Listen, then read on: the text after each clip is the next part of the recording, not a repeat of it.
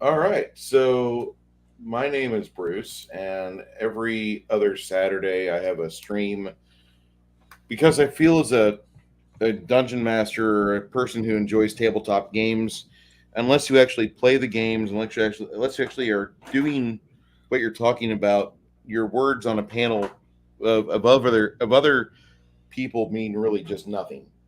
You can be on panels all day long. You can have a bunch of people that are accredited designers and such, but you got to get in front of people with dice, and you have to throw them, and you have to have rules and rulings. And if you're not putting all that into play, then in my opinion, you're kind of going to that entire thing of political punditry where you have a Sunday show and you talk about politics and how things should operate, but yet nothing you say will ever matter because unless you're there enacting policy, pushing things in order, nothing you do or say is going to matter worth a shit. And as I know that sounds really judgmental, I will try to find a way in my heart to care. It's interesting, and Khy, you're one of the few other DMs I know that does get your hands dirty with dungeon mastering, and you've gotten in your own groove. You do your own thing with your own games, and with fifth edition, the most popular RPG in the world. You even do that, Yeah, and give you a lot of credit, give you a lot of props for that. And I thank you for that. But I think if people don't actually put the games to practice, if they don't practice, their preaching. gaming muscle, they get atrophied. They don't have it, and therefore, like I do appreciate people that run games, home games, store games, live streams. I don't give a shit as long as you're behind the shield and you're playing and pushing things out. I'm not trying to call out RPG Pundit climbing that mountain. He's a non he's not on my radar. He's a nice author, but he needs everybody that does this. They need to run games.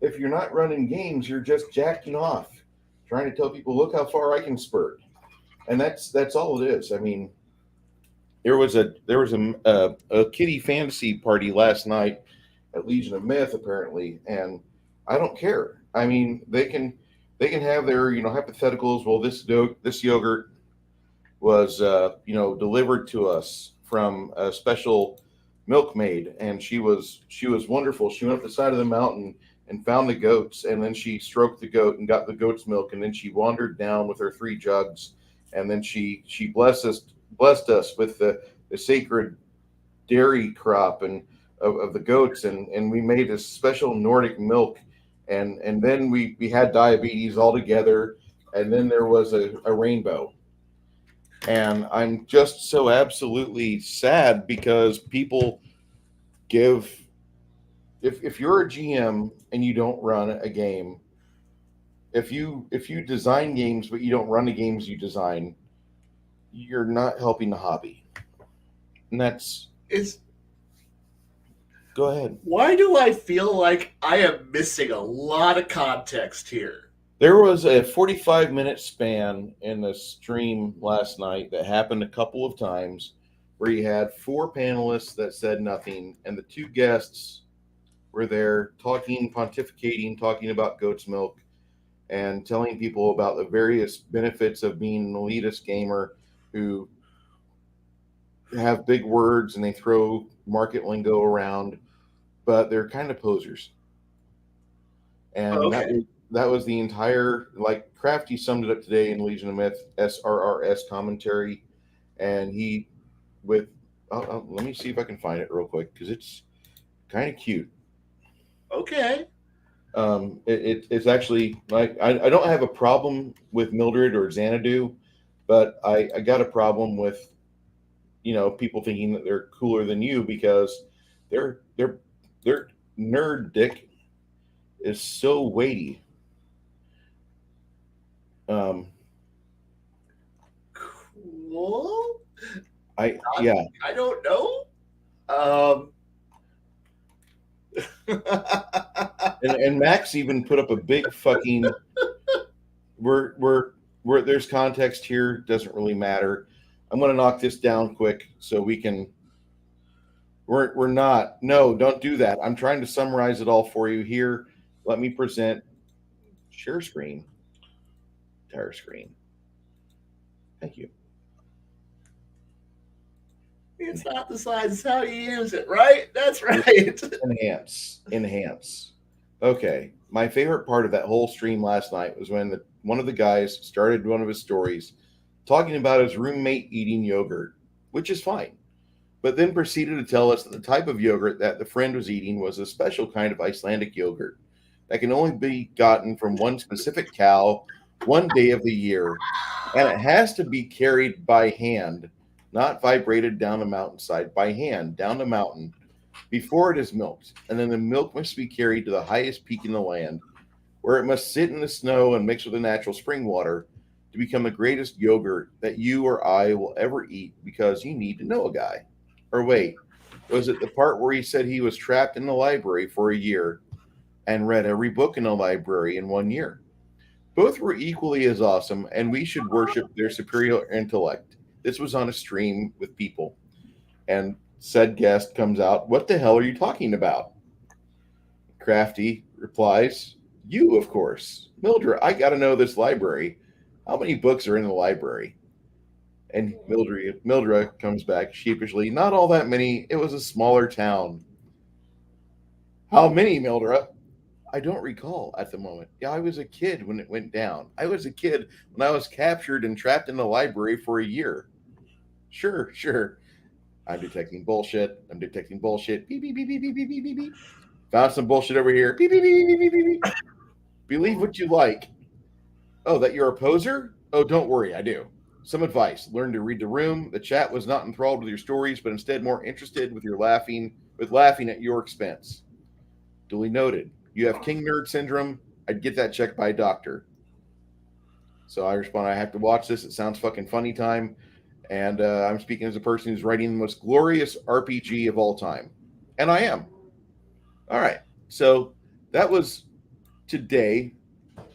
And I think that kind of summarizes all the shit. Yeah, I absolutely am talking about last night's stream. And I just want to watch that. I watched an hour and a half of it. And Don't watch the stream. Please don't do it. okay, fine. He wakes up to a couple dozen messages about the stream. None of them are positive. Please read my response, please. Okay, fine. I just want to listen to this one. I am here to be your trapped audience here. Okay, so off back to nerddom we go. Oh no! Scroll down until you find the person who actually. Oh no! In response. Okay, so after reading through just a couple of frozen Discord messages and Twitter DMs, and I don't normally look at Twitter, here's my comment about last night. This is Max Leal, the owner of the Legion of Myth and the Discord for Legion of Myth. I do not apologize to anyone for the stream. I don't apologize to the chat or the viewers. I don't apologize to Mildred and Xanadu. I don't apologize to the panel. There's one group of people, and only one group of people, to whom I apologize. Anyone who thought the last night's stream was supposed to be an interview, if you thought it was supposed to be an interview, I apologize for not being more clear. I brought them to join the panel since it was their first time and wanted to focus on topics related to them to help people get to know them. And with that said, I had no intention about this being an interview, rather a panel discussion about topics of interest to them. For not being more clear about that I apologize. If you're mad at me for not attacking or bouncing the two of them, you can be mad. I don't think I've ever done that. I can give you some props there. I've bounced people out of my fucking game before on live stream. It's funny. I recommend people kick people out of their table when the individual that's there at the table is not there for the table's benefit, but their own selfish reasons. That's just me. That's me speaking. That's not Max. Okay. If you're mad at me for not letting Mildred and Zan talk more, asking more questions about them, you can be mad. I thought I did follow up. With that said, what follow up I did not ask within the time allowed. Where did I fail you? If Mildred and Zan are mad at me for how the panel acted, they can be mad. They should have known that this is how the Friday night stream goes. The Friday night stream is the non-political version of Bruce and Janet's shit show, but for tabletop people. It Yeah. is literally a good non-political show for gamers. So if the panel's mad for whatever reason, they can be mad. And there was some good madness that was there today. I was at Bear's stream for a while. Bear was frustrated because like nobody was like, "Can you please get back to reality? Stop talking to me about your fucking yogurt." Anyway, with that said, check out Mildred's channel, learn more about him, and make your own decision. If you like his show, follow and engage with him. If you don't. If you like JRPGs and Final Fantasy, follow their progress, their Final Fantasy homage game they're making. And in the end, keep posting your thoughts and commentary. I make no apologies for anything. I All would right. never. If there's anything I've learned from watching Max's shows over the years now, is simply I don't expect him to apologize for shit, and I'm okay with this. All right, cool. Yeah, don't apologize because we smell blood in the water, and I am Bruce.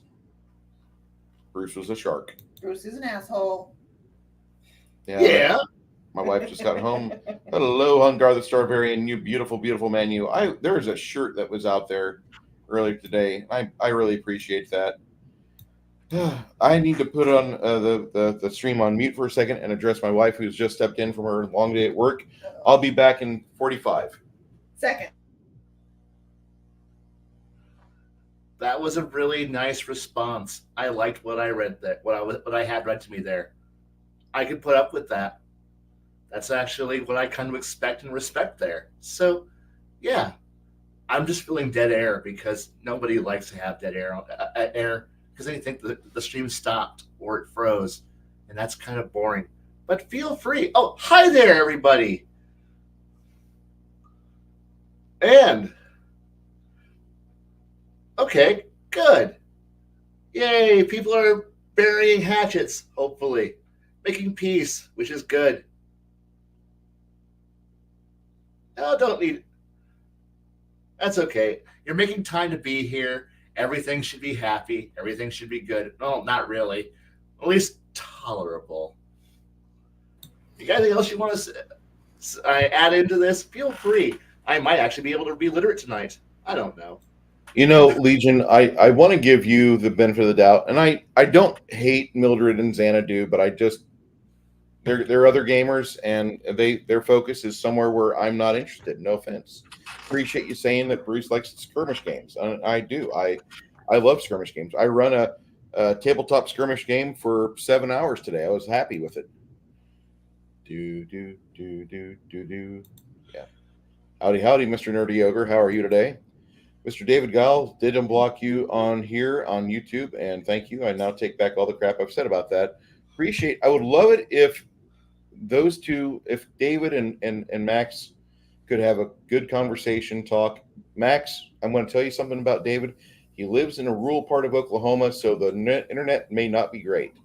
But if you guys would talk, because I think you have some kind things to say about Dungeon Delvers, at least the die pool version. I don't know if you have the D20 version, but I think that would be worth it for him to hear that directly from your mouth, because your criticisms are fairly, you don't have any real criticism on it. It's just a solid game from what I understand. Anyway, yeah, most people have a milquetoast opinion on them. They've heard worse. Connell was the star of that live stream. Oh God, what's the timestamp for that? Oh no. Connell was drinking the whole time, just downing alcohol. I miss being able to do that. If I fuck up, I'll admit my fault. I still plan to enlist you into the coalition states. Awesome. I think they watched a Friday. They might not have ever watched a Friday night before. Their personality, it doesn't make them bad. They just don't gel. That's all. That's the main thing. Right. And you guys, you should. I think you should. If you like Dungeon Delvers, give it a statement. Like, it might sell a couple more copies because you give it a stamp of Max's approval. I know that sounds weird. I don't want you to think you've got clout or anything. Oh man, you're a hell of an influencer. You got to give up your day job and your top secret clearance and stop living in Alabama stand and go live somewhere like a 300 square foot apartment or hay bag container in New York City. No, don't do that, sir. Don't do that. I was hoping that they would have at least the ability to jive with the crew. That's what I always hope for your Friday streams. I'm not on them as much because me and Janet have a thing going on Friday nights where we talk about stuff that it more aligns with what we pay attention to during the week.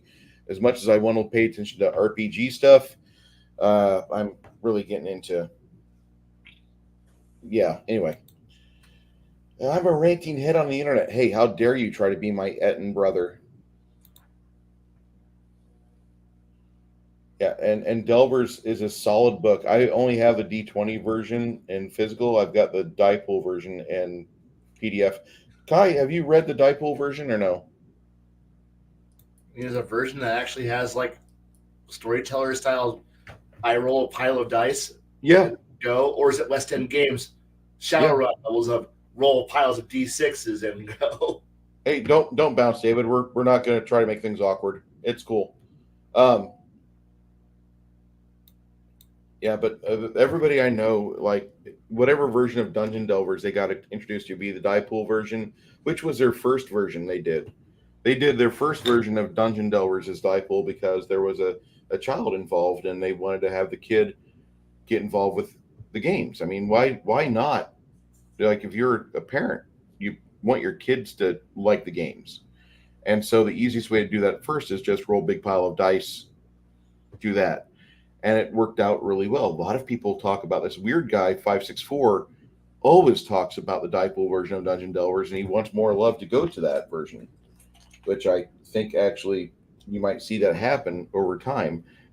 Even though the Guiles are doing a D20 version 2 or a second edition, the Dipole version always is going to be an easy game to put together people for, because if you have a Dipole version, you do have a majority of people that while they can play Dungeons and Dragons, if you say we're not playing Dungeons and Dragons, we're not using THACO, we're not using D20s, they're going to jump into that hardcore. How do you think Shadowrun got so popular?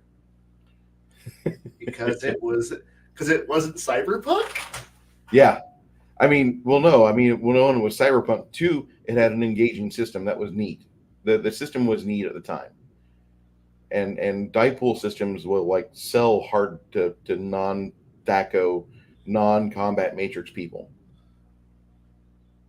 That's just what I've witnessed. I mean, maybe your experience may vary, but I've always seen that happen. If you have a Dipole version, even a game that doesn't use just a D20 to roll to hit, like you've got 70% of the gaming audience like, oh, it's not D&D. Cool. Let me see what's in there. And they'll snap it up. Probably, yeah. Definitely, maybe. I and like Flady, I got the D20 because I know D20 is like back of my hand. It's great. I really like the D20 version of it. It's a solid system. It's suitable for families to run because the designer runs it with a family, but you can see in the game that it doesn't try to overcomplicate itself with needless stuff.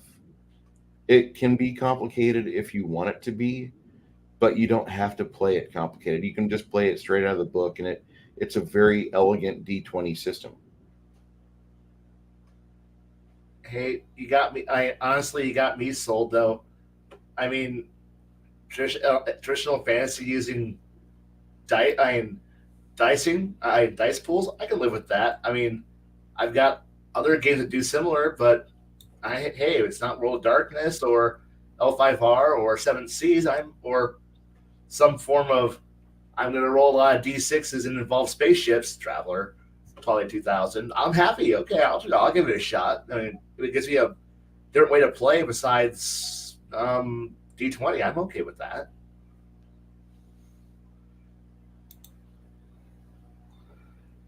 Though honestly, I know which game I prefer, so which games I prefer. So That's understandable. With that being said, with that little drama aside, I figure we cover that because everybody was talking about that, and let's be I guess you'd say punctual for once on a topic, but whatever. I thought that was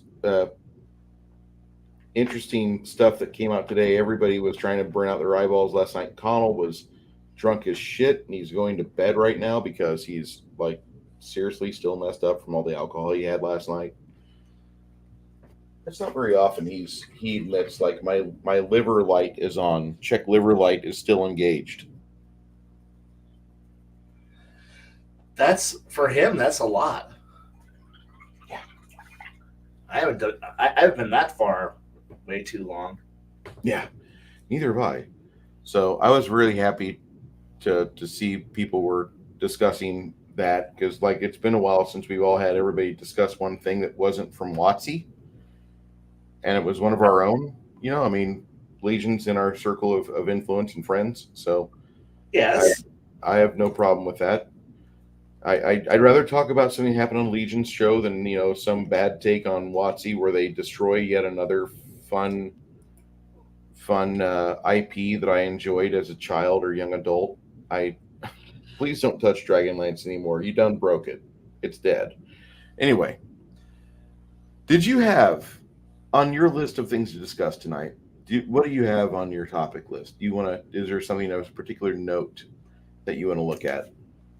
I really didn't have like all I wrote was some just random. I don't know. I kind of was just rambling about stuff about characters and kind of playing off of what we kind of were talking about on Thursday. But no, I really wasn't super. This week really wasn't a whole lot of really deep, weird conversation. Ideas or I was just going over basics. Just hey, play something interesting. I don't know. I am. I haven't had as much time to be as deep as I usually have been, though. I don't know. That's somebody else's decision if I'm actually writing anything. So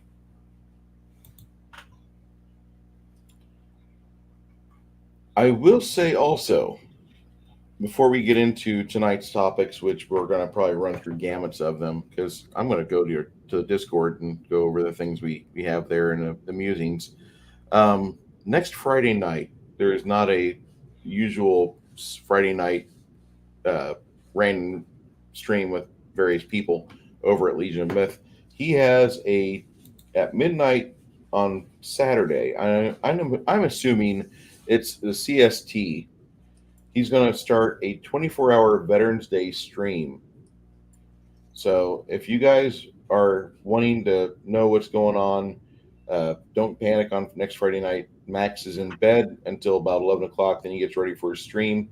And then he's going to stream him and Ethan Dog both are going to do a big stream. There's going to be an RP for Cthulhu, I believe.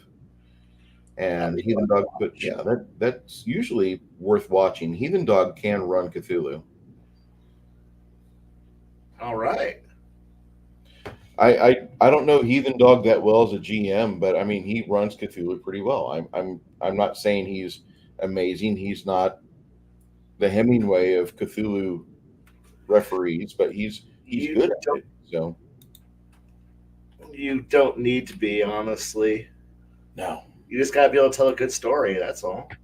that's the thing that a lot of GMs kind of forget in today's day and age. You got your players together, you have an agreed rule set.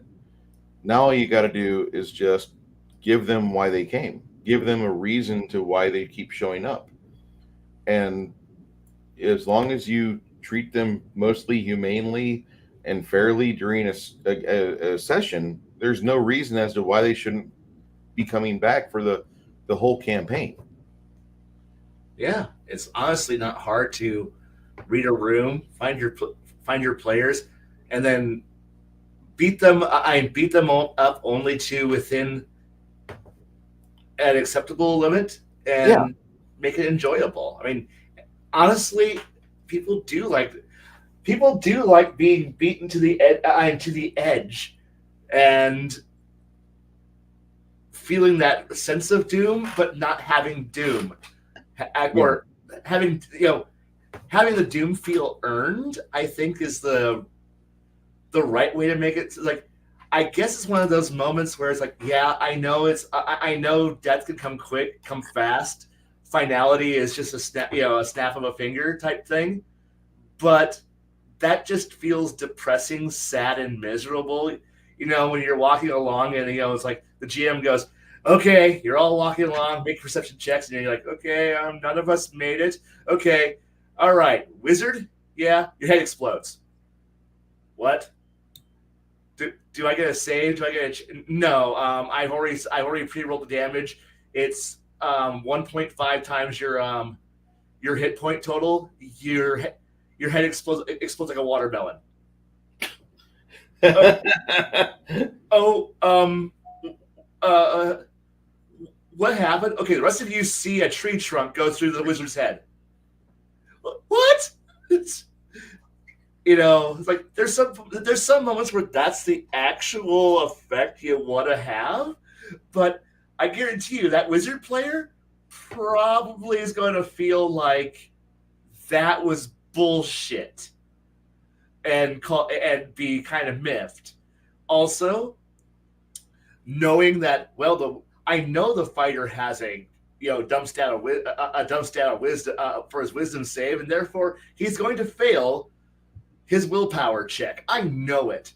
So, and I know the fighter who is a trip master, counterattacking, beats you to death if you're standing, then beats you to death as you fall, then beats you to death as you're on your butt.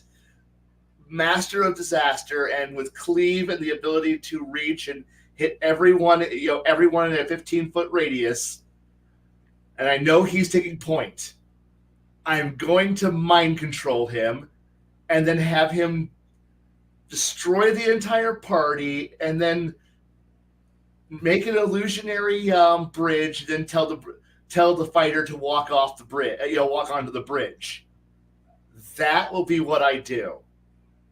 I guarantee you that death of the entire party will not feel good. And you're going to have that's a legit tactic. Trust, it's true brutality. But you're going to have an entire room of people looking at you, going, "You are a piece of shit. If you just wanted to end the campaign, you just could have told us, and we would have been fine." Well, the fighter might have rolled a 20. No, he wasn't. You know it.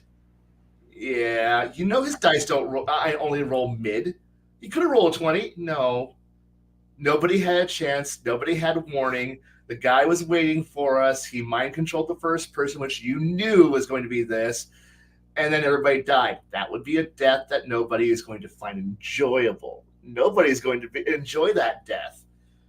But mind you, if you beat up a party, I mean, beat them senseless, but they've had a chance to fight back, a chance to struggle. Some shots have missed. Some things are actually in there. And then when you kill a player, they feel better about it. They're like, yeah, I went down swinging. But, walking into the room and then going, you are chopped in half because the samurai ogre hits you with his large two-handed sword, and he hits you for all your hit points. You have no blood. Your torso lands 10 feet in one direction, and your head looks shocked. What do? I died. I died. What do you want me to do? Make a new character? Okay, sure. Thanks, Bob. And that doesn't feel good. But like I said, killing people is an art. To make them enjoy it, to make them feel good, make them want to come back, and make them go, dude, yeah, I earned that death. It's like, because honestly, unless you're gonna have your Dragon Ball Z Frieza moment where, death beam right through someone's chest, and go, that was because I was tired of your bullshit, and then walk through like that.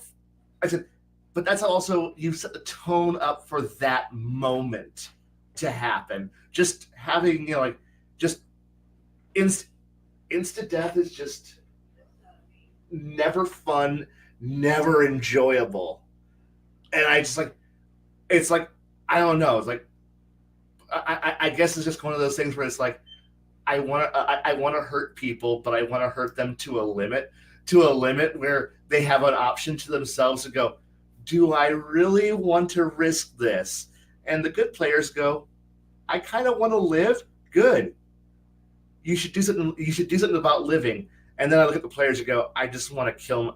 Like death or glory. I'm going out swinging, and I'm like going, well, there's always that one idiot who pulls his pistol, pulls out his whistle, and goes over the fucking top, and then eats a machine gun blast to the face. That happens. Congratulations, you chose the wrong job, and you get splattered. But sometimes I want to have my players go, and I want them to earn their deaths. I don't want to make it easy. I don't want to make it quick. A quick and easy happens. Dice rolls are dice rolls, but I want them to have the chance to not be insta-gibbed like we were playing Unreal Tournament 2K4 and somebody turned on the insta-give rifles. And I hit you with the beam. You turned into meat bits. Meat bits. Meat bits are delicious. I know. Or someone with a flat can just runs up to you at 2.5 inches and just pulls the trigger, and you just turn into meat bits. I was at full health and I had good shields. Meat bits. Flat can, bitch. That's what you die. It's Unreal Tournament. What do you expect? And I mean, yeah, there are times when that's what you want to do, but man, there is that certain point where you want that player who goes, I'm going to like, where you want to feed into the heroics, because it is I know it's a game. I know it's supposed to just dice roll where they roll, but I kind of also want to go, it is the story you're choosing, and sometimes your story ends abruptly, but I also want to give you a chance to die on your own terms. I'm going to murder you. Don't worry. I'm going to try to murder you. Holy shit. Oh yeah, Killer Instinct Ultra combo. Look, the Ultra combos are those asshole players who like using like the spiked chain whips that are using double-handed multi-attacking shit. They are comboing your ass into the ground. So they're like, well, I have my primary attack and my offhand attack. So I like right main, offhand, trip, combo down, sweep, trip, combo. At this point, you're going, please stop rolling. He died. He died 4 attacks ago. You can stop rolling. No, I must find out how much damage I do. I want to hear some guy say ultra combo in the most deepest voice possible. I'm like, please stop. The murdering is over. You don't need to go for the brutality. I must top my highest damage score. And here's me. Please stop. Please stop. You're wasting everyone's time. Okay, I guess he needed a 500 points of damage. He only had 80. Did you need to do that? Yes. Okay, son. You needed that. Okay. Are you happy? No. Good. Oh, but I do love my idiot players who do that kind of stuff, because there's a certain point where it is fun to see the gibs and see the murdering, see the destruction, because that is part of what we come in for. But then again, yes, he's already dead. Yes, Say that. I'm not sorry. That was. But then again, I also love my players when they find new and more creative ways to turn somebody into a fine red mist, and it's always like interesting to figure out just new ways to make that wonderful sweet XP for killing someone. And it's like, I'm okay with that. It's like dropping, like, it's almost like that Zombie Land moment of like zombie kill of the week. And yeah, it's like, it's fun. It's fun, but I try to say, please don't push it too far over. I would like to actually have a game and not just Woody Harrelson walking around with a pair of shears or something. Though honestly, if somebody was going to play Woody Harrelson from Zombieland, I'd be like, do you have the hat? If you have the hat, you could do it. Wear the hat. Come in with the hat and wear it. I will totally let you be as much of a Woody Harrelson as you want to be. I'll be like, good. You brought in a costume piece. I'm okay. And I will also to the box of Twinkies. If you have a box of Twinkies in hand, you also win. You get to be whatever the fuck you want because you brought a prop in that fits the character. I'm okay. You win. Yeah. Be as weird as you want to be. I'm not going to stop you. Well, I might stop you, but I might throw theme challenges at you to make up for it. But then again, it feeds back into it's about having fun, and I know I like to pinprick my players to death because I want them to have a moment where they feel like they're in their moment, their time to shine. Where I had one player who shows that he knew he was abusing the rule system. Like he knew it. Like he knew he was breaking every single rule. Like he wasn't breaking the rules, but he was pushing them to the point where reality was about to like paradoxically snap back at him with paradox saying, "No, stop it." And he knew it, and he knew that he was just there to play. Hilariously, he was just kind of the party's quiet show. What's the term for the adult in the room who just escorts everybody else around and lets them have fun? So he's a chauffeur. Yeah, he's the chauffeur, and he's also the chaperone. Everybody else is all having fun doing their own stupid shit and being completely bonkers and walking into dumb situations. And he's like, I am the most powerful broken character I can possibly make, and the rule system can't stop me. I know this. So he purposely pulled himself back and went, I'm not doing any, I am going to pull all my punches and just kind of walk in the background. And when the party needs me to go pull them out of the fire, I will punch somebody till they explode. And then pull the party back out of the hole and go, all right, continue your rampaging. And then the party goes, yay! And they go, scurrying off as kids go do countless acts of destruction and horror. But when they came to the climax of the campaign, he realized that he could have just walked into the final fight and won. He just could have blitzed through the fight because if I was to produce a fight that would have challenged him, the rest of the party would have been turned into pulp. It's like if they were caught in the blast radius, in the splash zone, they would have all died for being in the same room as him, going full power. He knew it.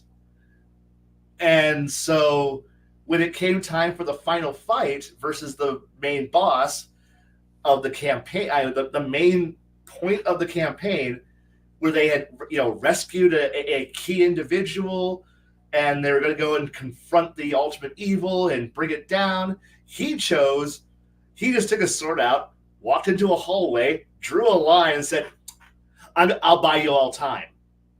And he just stood there in a hallway and fought off everything in the universe that was coming in that would have stopped them, so they could have their dramatic fight that was a fitting challenge of the party, because he chose to go not die but be horribly mauled to buy the party time to go be awesome, to have their limelight moment. Because he's like, I could walk in there and two-shot the boss, or I can let the party have a cool fight.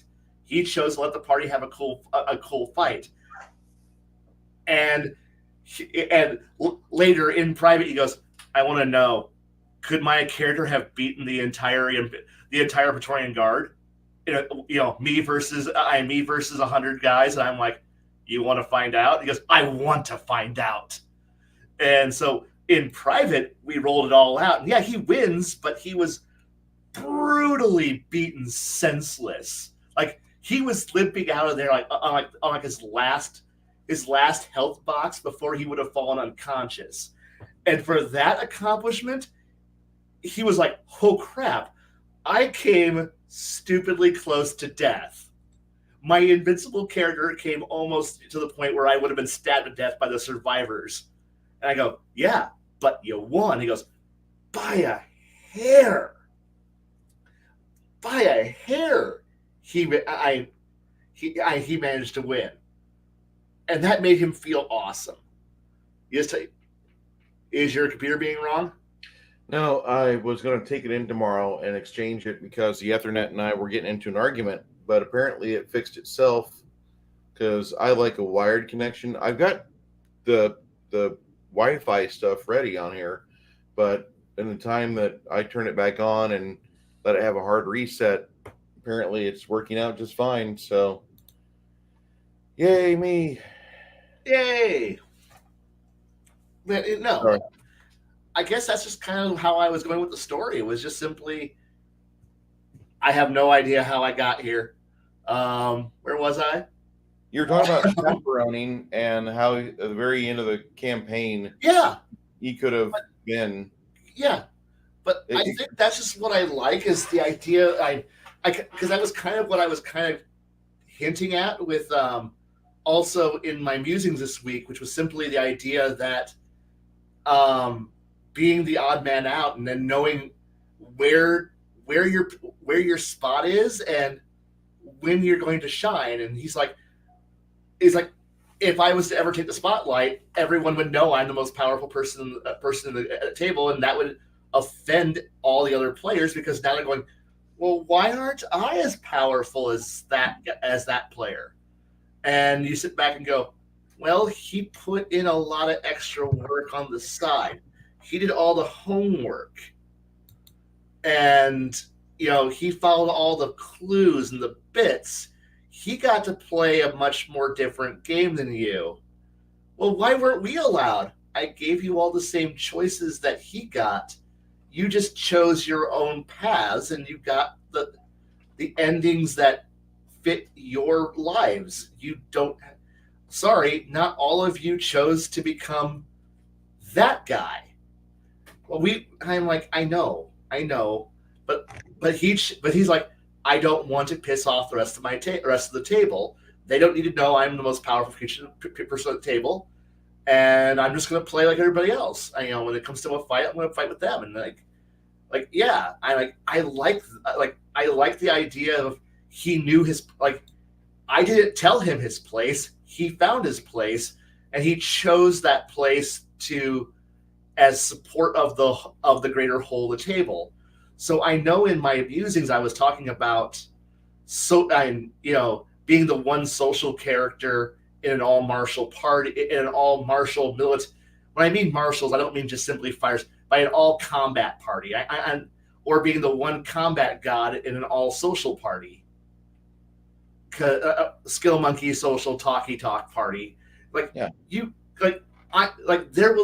In fact, I would if I was given a chance to know I was going to be in a mostly social game where, yeah, everyone knows how to pull a dagger or do a flourish with a sword or something, and do a little bit of not die moments. But if I knew I was going to be the one combat wombat in a game like that, holy shit, I would be the happiest man in the fucking world.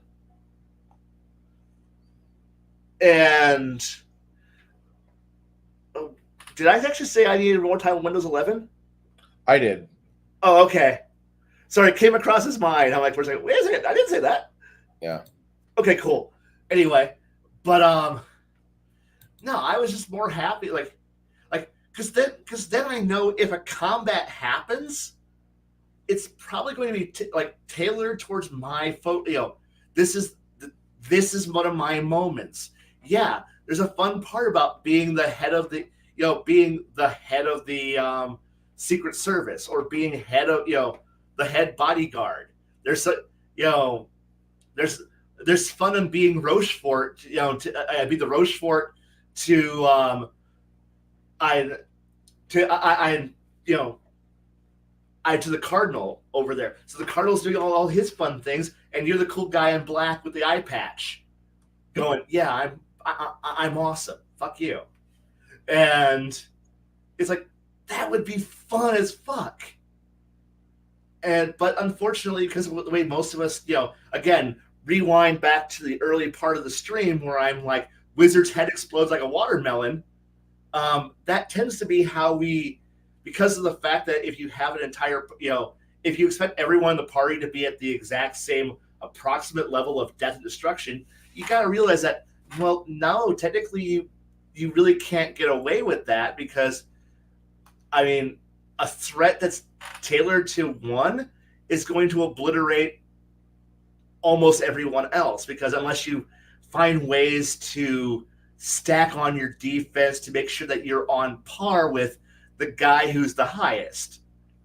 But no, you're like, this is why encounter building is so critical to making an interesting fight, because if you only got one player who has super high attack and super high defense, well, you got to make a threat that everybody else can also fight at the same time, or other things that they can, because one guy who has, who's impossible to hit except for the fighter, and I will say generic fighter, because this could also be a your Bruja who's been decked out for combat, your L5R Bushi who's just meaner than meaner to everybody on the planet. He's just going to auto hit and fill in the game engine. Every game's got a fighter. Your mainline, he's going to hit, he's going to stab, he's going to parry everything. But you also got to realize that unless everybody else is also, Meal Team 6, totally, everybody else is also badasses who are also on par with his to hit and his defense. They're going to get slaughtered unless you can balance the encounter out in an interesting way to make it fun. Because I'm sorry, your traveler character who wasn't ex-colonial Marines, walked, left the service in his own personal Mars issued suit of battle dress. The poor character who goes, "I'm an academic. My heaviest armor is my notebook. Please don't hit me hard." And you're like, "I'm sorry, you were in the same hallway." And then the high velocity Gatling gun that's shooting, ultra tech level 15 super darts turns the scholar and the merchant into hamburger that's now floating in 0G. And you're like, well, you should have worn battle dress like the Marine was. Only the Marine had access to the battle dress. The rest of us got shares of the ship. Well, you're all hamburger now. Yeah. No, there's no fun there. Did I? Good. I just looked at is there how I handle naughty players? I'm interested now. Okay. This is a short, probably gonna get demonetized for this. That's okay. Shit. No. It's okay. Like I'm all right if we get demonetized. Okay. I might, because I'm gonna pause it and we're gonna do some discussion about Creative Commons and fair use. Harumph. Other people don't understand that. That's understandable, but whatever. I am the AI from Google. I don't know shit. I know, right? I know. Okay, hopefully it shares system audio. Fresh out of mercy. Are you familiar with this? Oh no, I think I know where this came from. Well, it's quite simple, really. You see, girlie, you may think you got me all figured out, but there's one thing you didn't account for. Yes! Yes! Oh, God. Oh, yeah. I love that. I love this voice actor. He's The good. nurse. Funny thing, really. Get to a high enough level, and you're basically untouchable.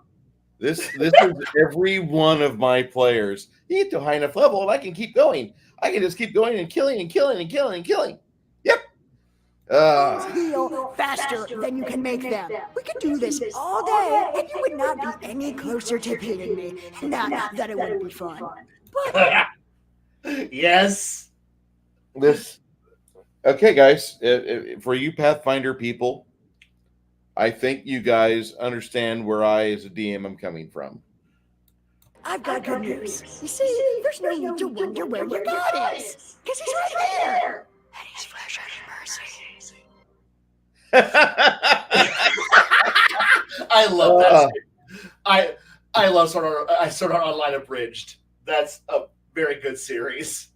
Thank you for not monetizing the stream. And if you're not familiar with Sword Art Online, it's a really good show. I prefer the abridged versions of almost everything out there, but except for Goblin Slayer. But Goblin Slayer, it just satisfies my stupid 13-year-old that wants to see blood and violence.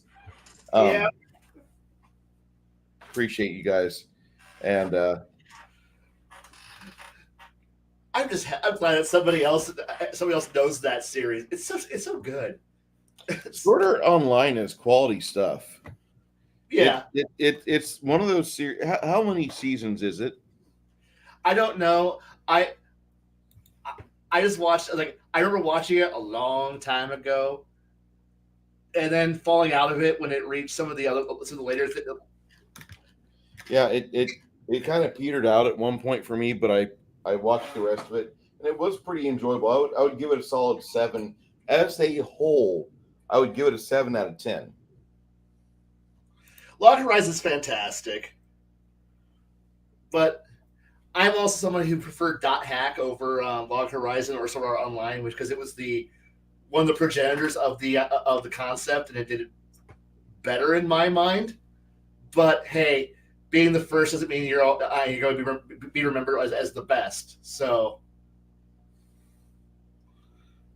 but that's just the process of time. Everybody else perfected the concept, and now we're fucking swimming in isekai stories. Which, oh well. I just want to hang out with her, really. I do. Yeah. We're just friends. Newer version of the manga and light novels might be going woke. The original 3 shows were great, and the movie was good. I don't see it going woke. I really don't. It might be going woke, but I can't see a Japanese product going woke, man. I'm sorry. I just do I just watch whatever trash that comes out. I actually kind of specifically aim for the trash, because good is nice, but good is around forever. Trash only lasts a season, and everyone will laugh at it. It's a horrifying dumpster fire, and then it goes away, and everyone forgets about it. And then you can just pull it out every once in a while and go, "Do you remember this dumpster fire?" And people go, "Oh fuck, that one." So yeah, I watch a lot of forgettable trash. That's just trash. I like schlock. And yeah, because it's animated B-rated trash, and fuck, we had a love fest. What was it, Thursday? About Mystery Science Theater 3000, a show that should by all means have never been made, but now it's become a cultural phenomenon, and it's not done. It's going on to the point where now they're taking it in theaters for the past 10 years and go watch it at a event at a theater where they are live somewhere in another theater somewhere in the States, and they're doing riffing. Yeah, it's great. I have saved a number of songs in the key of riff tracks. The various riff tracks songs they just sing randomly, and hell, I can almost I won't do it on live stream. No, fuck. It'll have to be with alcohol with the cameras turned off. But I can pretty much do the entire God, the credits I put in our private chat, the werewolf credit medley from start to finish, all minute and a half of it, through all the songs, through all the various song changes, and it bounces through, complete with the tusk moments that happen during the middle of the song. Yeah. I almost did that today during our show, but I didn't see you in the chat, so I didn't go tusk. I was at work for most of the day, so I didn't see shit. So okay.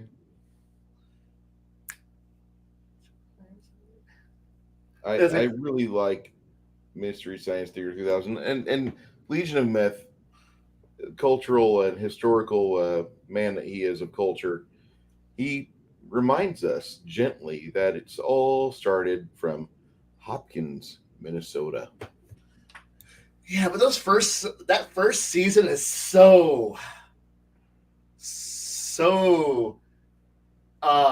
I'm glad it refined itself over the years. But with certain people who know it, being able to have the great call of push the button, Frank, is just a great moment. Or when you get when certain people just go, oh god, it's the Star Child, and and everyone's like, oh, you mean like 2001? No, when Dr. Forster came back as a Star Child, or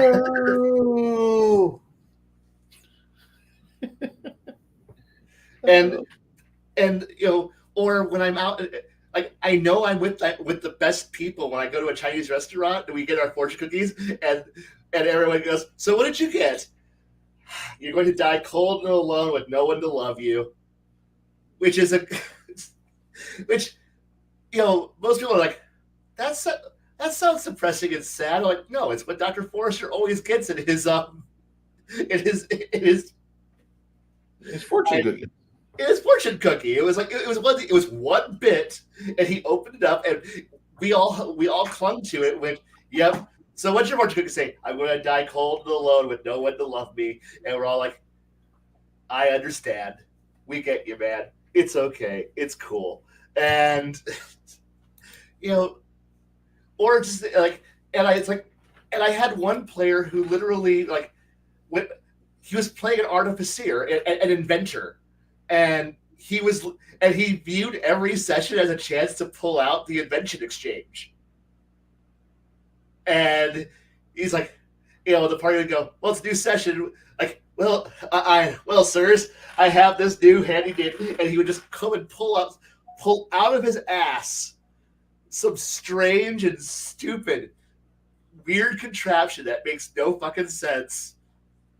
And we'd all go, so what's it do? And then he'd try to demonstrate it, and then it would do fucking nothing. And we'd all go, that's fantastic. Anyway, on with the adventure. And then we'd have, it's like, because he was embracing, playing the Joel-esque character. And at that point, he understood, he knew, and thus when he was playing the stupid, like, when he would make a snarky-ass comment, he was in character. I'm like, oh, no. Now, if anybody else would have been that way, I would have been like, boo, no fun. But since he was playing that Joel-esque character, we went, you're okay, man. You get a pass. You get to do stupid ass shit. And it's like, and I had one play, like, it was fun. Now, if only we could have gotten the Bard start doing, Tom Servo levels of songs, we would have been like, I would have been like, fucking bravo. And and a Crow-esque cleric, because he gets to decide who gets to live and die. Fuck yeah.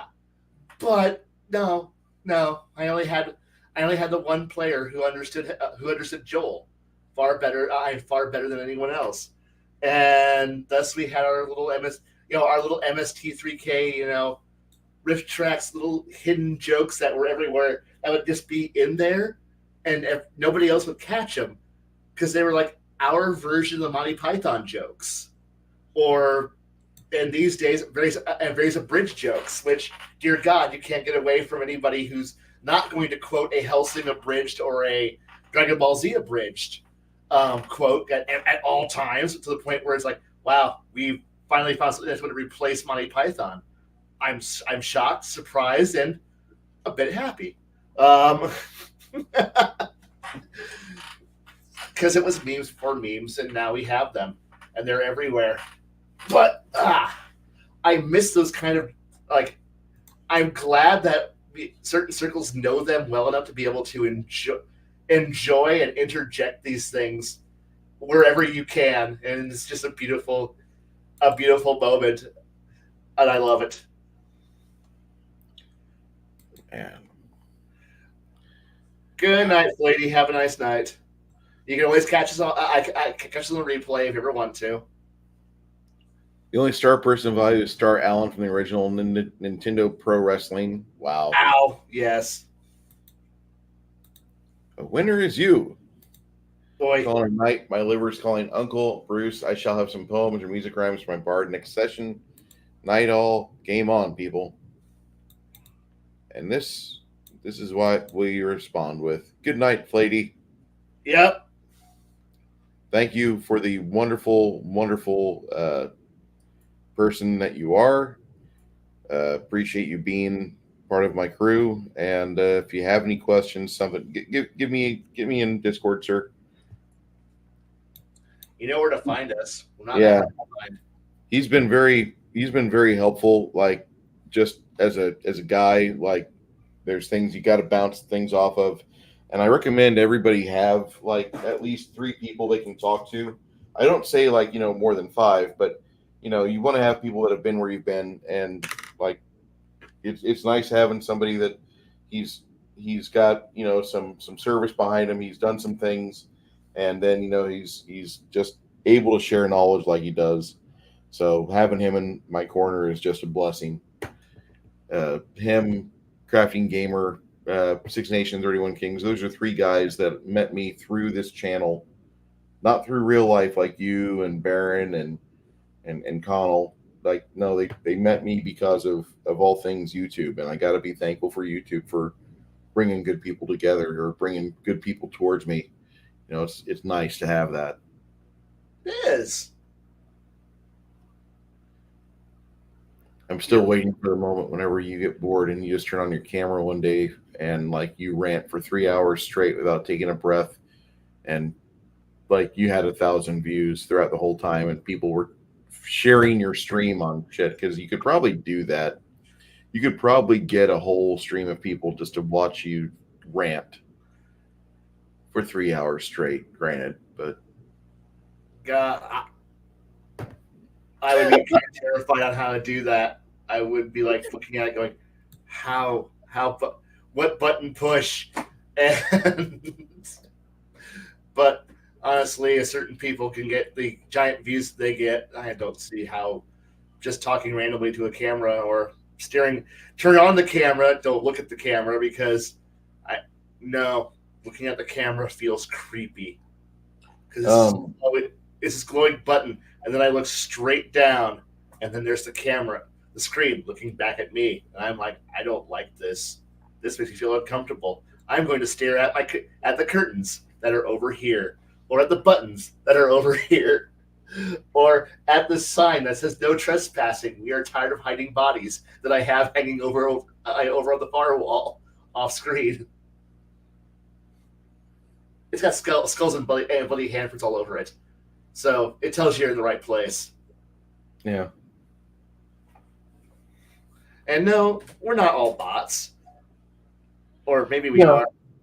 I've got some players at my personal table that they try to disregard chat because they want to be the quote unquote the focus, and they are the focus of my table game every other Saturday.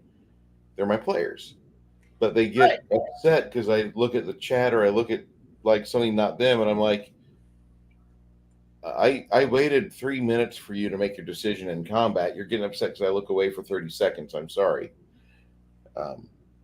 Anyway, I want them to at least allow the chat to, like, just let the chat be the chat. That's all I ask my players to do.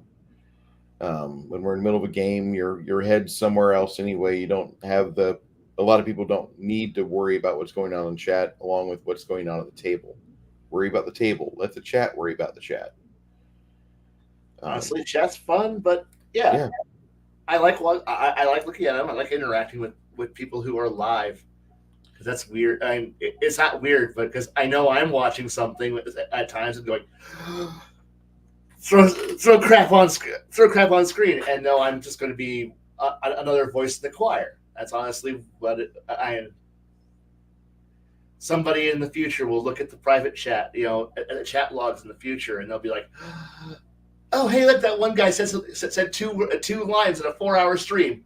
Yes, no, no one's going to remember I posted anything, and and I'm okay with that. I gotta talk to you about something you typed on the 24th of October. Oh, let me Yep. scroll back and look at what did I say on the 24th? I'll bring the chat in on this too because I want them to see what I'm discussing here. And this can all be found on my Discord channel, which you guys should be a member of. All right. Oh, Anyone who runs or plays knows that flight is one of the most powerful abilities out there. It's why so many choose to either embrace it for its overpowering ability or we ban it hard without an apology. It begs the question, why is it so overpowered? How does every game that has it have so few counters?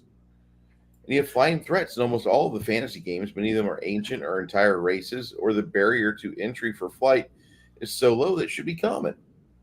Yet it's not. Even a meager base move equal to walking that's able to fly is better than ground or sea travel. The term straight as a crow flies means something. But we see no sign of anything in these worlds that show any meaningful defense against flight besides Bucky with a bow. Castles, not a damn thing to flyers. They all look like leftovers of William the Conqueror. Ships are Mediterranean galleys. Nobody ever thinks over what might protect the ship. Vehicles are the same. But in a world that there's a perpetual threat, rather than wait until late 1800s to see a lighter than air airship, and early 1900s get a credible aerial threat, you'd think people would be more creative with weapons and mounts. yeah. I love this statement here. Kind of why we do this show. I want to talk about this because, like, what would we do to counter flight? And I mean, think about it. This is a way for people to circumvent things like just common land barriers. Oh, there's a mountain in the way, or you can't get around the forest. Oh, I have to go over it, I guess. I fly. Exactly. Because how much easier would the Hobbit be if they just would have been able to fly over the forest rather than getting lost in its perpetual darkness?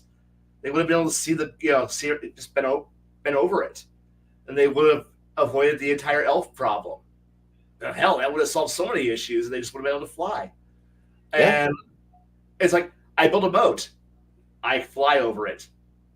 Okay, because how many problems have we always had that it always gets solved with wizard cast invisibility, wizard cast fly, problem solved. You're now through the problem. Because, I mean, you could put a 40K scale imperial palace where it's like a kilometer tall wall. Yes, that's actually out of the Siege of Terra book for the Horus Heresy. God, it's terrible. Kilometer tall walls that can make Titans look small. Blah, it's so imperial. We bulldozed the Himalaya mountains to build the Imperial Palace. Yeah, that's actually true. God, it's retarded, but it's true. But you're sitting back and going, it's like there's a certain point where, as a player, I ignore, like, the GM's like, the wall is 40 feet tall. Effectively, okay, not a problem. What do you mean? Hey, who's got climb? Okay, who's got levitate? Who's got this? Who's got this other? The wall's not. The wall's not a problem. It's like, how do you like? But no, your guards all walk along parapets. your towers are just block towers. They're straight 30-foot walls. And they're just waiting for somebody to come up there and recreate the Battle of Helm's Deep. But yay, that's exactly what it is. And it's like you don't really see like places for, you don't think about like, well, wouldn't they have somebody, mounting some kind of rapid fire weapon to try to like bring down a flyer at longer range? People like looking, finding some solution to these problems, because they're just things that bug the shit out of me, because there's a certain point where you go, well, what do you do? Like, well, you could go underground. That was a solution that a lot of people did. But at that point, it's not this impressive castle on a hilltop that makes a king seem proud and powerful. No, it's a series of underground bunkers hidden in a mountain range. Or you don't have some guy, someone with a beautifully, smoothly, well-balanced, because again, we're dealing with how deep, I know, dig. But it's like, we live in worlds where it's like we play in worlds that have, like, we're not, like, unless you're having it built in Roanoke, by the local siege guy, local blacksmith and woodworker and rope maker who makes a primitive torsion engine, with shit they chopped down from local woods. You're gonna, like, you have crafters who could build beautiful, well built, well understood, like, because we're not living like, I know all of our fantasy games are just mostly Western Europe with the serial numbers shaved off, but we're not also in Western Europe with the serial numbers shaved off. We're in places that are we're playing in places that are perpetually in this era where they have nothing that's pushing them forward. Nobody's thought about, like, but even then, you're still looking at, well, the Chinese have the Chinese built crossbows that were giant siege weapons that were just huge and could shoot giant arrows farther than anything we can ever think of. The Romans had repeating ballista, for God's sake. Where you have two guys who are cranking a lever and it's literally firing as fast as the arm pulls back, and then it just fires another bolt. It's the Roman era Bofors, for God's sake, where you have another guy who's just dropping rounds into the ballista and firing it off at a relatively fast clip. We're looking at like a one shot every 5 seconds. And that's something that's a combat round. Load, cock, aim, fire. It's a team fired weapon. Sure, it's 4 people cooperating at once, so one guy can pull a trigger and make somebody eat a telephone pole. But it's at every round telephone pole.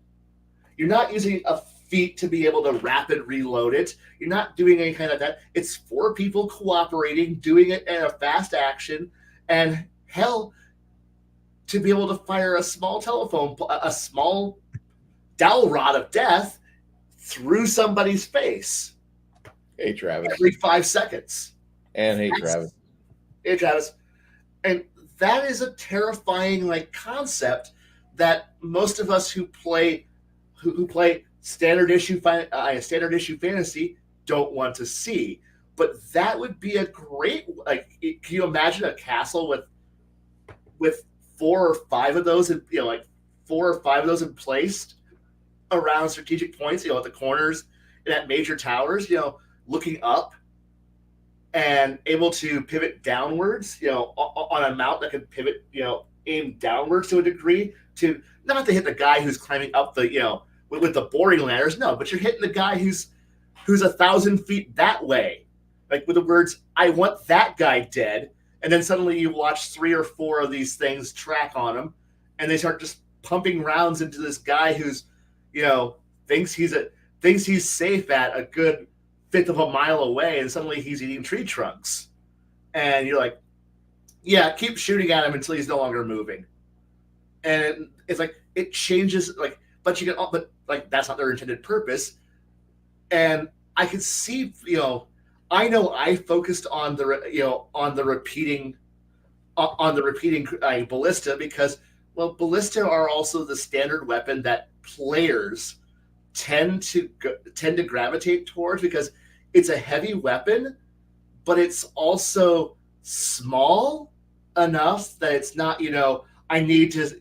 It's not Warwolf. I don't need a team of 100 crafters working for a week to build my giant trebuchet so I can stare across the 400 yards and go, what are you gonna do about it, peasants? Hide in our castle. You knew you were gonna die. You've been watching it for a week. Can we surrender now? No, you had a week to surrender. I want to fire it at least 4 times. Thump, thump, Thunk, thunk, thunk. I know. But it's like players like the ballista and the arbalest are weapons that players can get their hands on. Players can move. Players can use. Catapults are just too much of a pain in the ass. Trebuchets are just, you don't hide those. You don't aim those. It's like, I'm a fast-moving target. Could you hold still long enough for me to aim this 4-story tall building at you? And now stay in that one spot, please. Why? I want to hit you with a small car. Okay. Thump. Wow. You weren't lying. That's a Nissan Versa you fired at me. I know. Thump. And that's just not what it's like. Players like, and then it's like, we'll put a catapult on our battleship. Like, no, that catapult is dumb. They were like, that was a horrible idea. Let's never do that again. And because again, you're looking at but at that point, you're starting to see players start looking, because I know I watched a documentary from a naval historian about, as far back as in the late Roman, early Byzantine era, they tried putting early catapults on galleys, and you got to see what amounted to the first concept of what a turret was going to become eventually. So you had in the late 300s to 400s the idea of a turntable, and you mount it on a turntable. The Romans introduced ideas that would be very similar to the pintle mount. You just hey, I want to kill that Gallic barbarian who's in that fort over there on that hill. Bring us the ballistae, and then they put them out there, and then they just pelt them, and that was in the 1st century. So the idea that we're playing in what is in essence the 1100s, 1200s with some 1500s tech thrown in there because generic fantasy, the people who wrote this didn't know anything, mixed together into hodgepodge of fantasy, and suddenly you're going, no, this isn't a revolutionary new technology. This has been around for 1,000 years, and have some fun with it. It's going to launch an industrial truck. Look, that's Warwolf. The industrial truck is Warwolf. The average player built one is going to be a Kia, might be a Kia Sorento or something. It launches spicy Volvos. It launches spicy Volvos. Take a term out of the angry or the fat electrician. Yes, I love his. I love his shit. Battleship Texas. Yeah, he just uploaded one today about a Minuteman. I haven't seen it yet. It's a good one. Okay. It's a damn good one. You're not going to offend me. It's the fat electrician. He's one of my favorite creators out there. Yeah, I've subscribed, so I get his notifications every Saturday when a new one uploads, and I'm like, I don't care how long it is, I gotta watch. And Yeah. yeah, I will often use his proportionate response. Yes, it's a proportional response in other chats, because whenever anyone's like, "Well, what about this?" Oh no, it's America. It's going to be a proportional response, and then I'll go, "Oh no," because now most of them are like, "I have no idea what you're talking about." And I go, "Just go watch the episode where that came from, and you'll understand what proportional response means." It's just a day's work. You know, hey, I said half your Navy. What? It's just a day. It's just a day of work. Um, hey, you shot at us and you hurt our shit. Proportionate. Oh fuck. Proportional. Mm-hmm. Proportional. And honestly, player characters operate on very similar concepts. Honestly, man, you wrecked like you blew up some of my shit. Excuse me, while I burn your country. Is that fair? No, but it's proportionate. And yeah, it's like hey, one of us got poisoned. We burned down the entire thieves guild. Well, we can't. Well, we're not quite sure. If we got everybody who's involved. Well, no, you killed the guy who's involved. Are you sure? I think some of you might have been involved in this. Excuse us while we continue to burn down your entire operation. We're going to fight back. I suggest you don't fight back. Why? Well, we'll consider that provocation.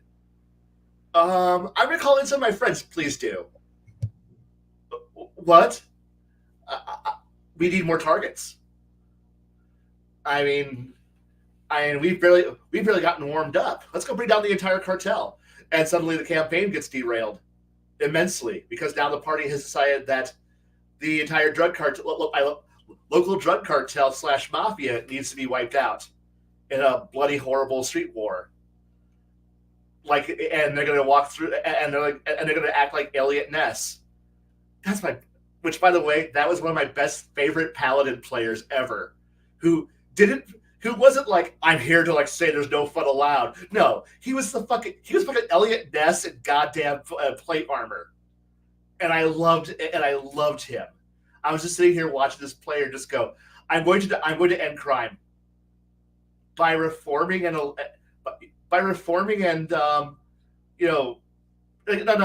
corpses, lots of corpses. And I'm like, holy fuck. You're playing the Vengeance Paladin. I go, yeah, I am playing nice. And and at that point the game became the Untouchables. And I'm like, this is the best game. Okay, guys, this is gonna be a fun 4 to 8 sessions. It ended up being 9 sessions before they were done, before they were satisfied. Good night. Good night, Legion Myth. Thank you, sir. Have a great evening. But no, like I said, it was 9 sessions, and by the time they were done, they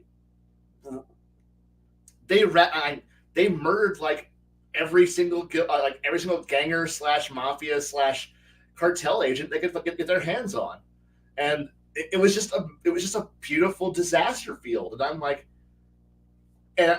all I had to do was just keep throwing bodies in front of them, because they were eager to hunt down and kill them all. And I'm like, wow, good job, Paladin, for not being a fun sponge. In fact, you were the head. You were the head person. And he's like, and he wasn't just indiscriminate killing, but he at least would make sure that who he was killing was at least culpable and attached to the problem. And it was just this was a good game. That I couldn't complain. I was actually happy for it, and it set a standard. And I'm like, okay, now that I know that there's a certain part of the world where there's a paladin who, well, he's gone now, but his character passed away centuries ago. But at least there's a legend of, hey, careful, there's a paladin out there who literally will murder everybody if we do shit wrong, which made the criminals much more passive or more covert, because they realized that running around being a bunch of mafia gangbangers equals crusade, and they realize that unless you're willing to crusade too, it's hard to kill a crusader. It's really, really hard to kill a crusader,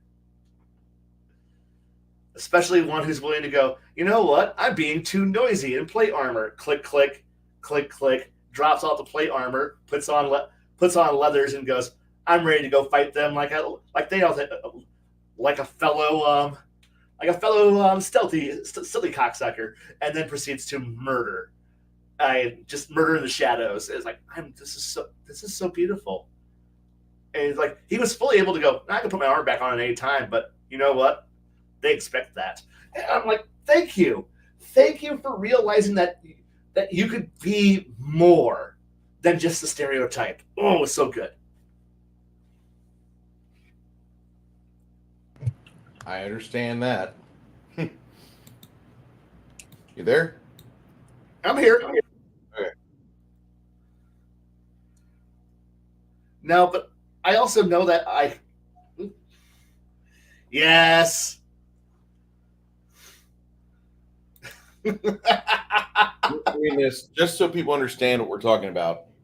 Well, here's what we're going to do. We're going to issue a proportional response. And what's Proportional response. It's Yes. not. Yeah. Fucking one day, half the Iranian Navy went and they turned into red mist. And the bad part is they want round 2. I'm okay with that. Yeah, they will. They'll get it. I know. But that's not for here. That's not for now.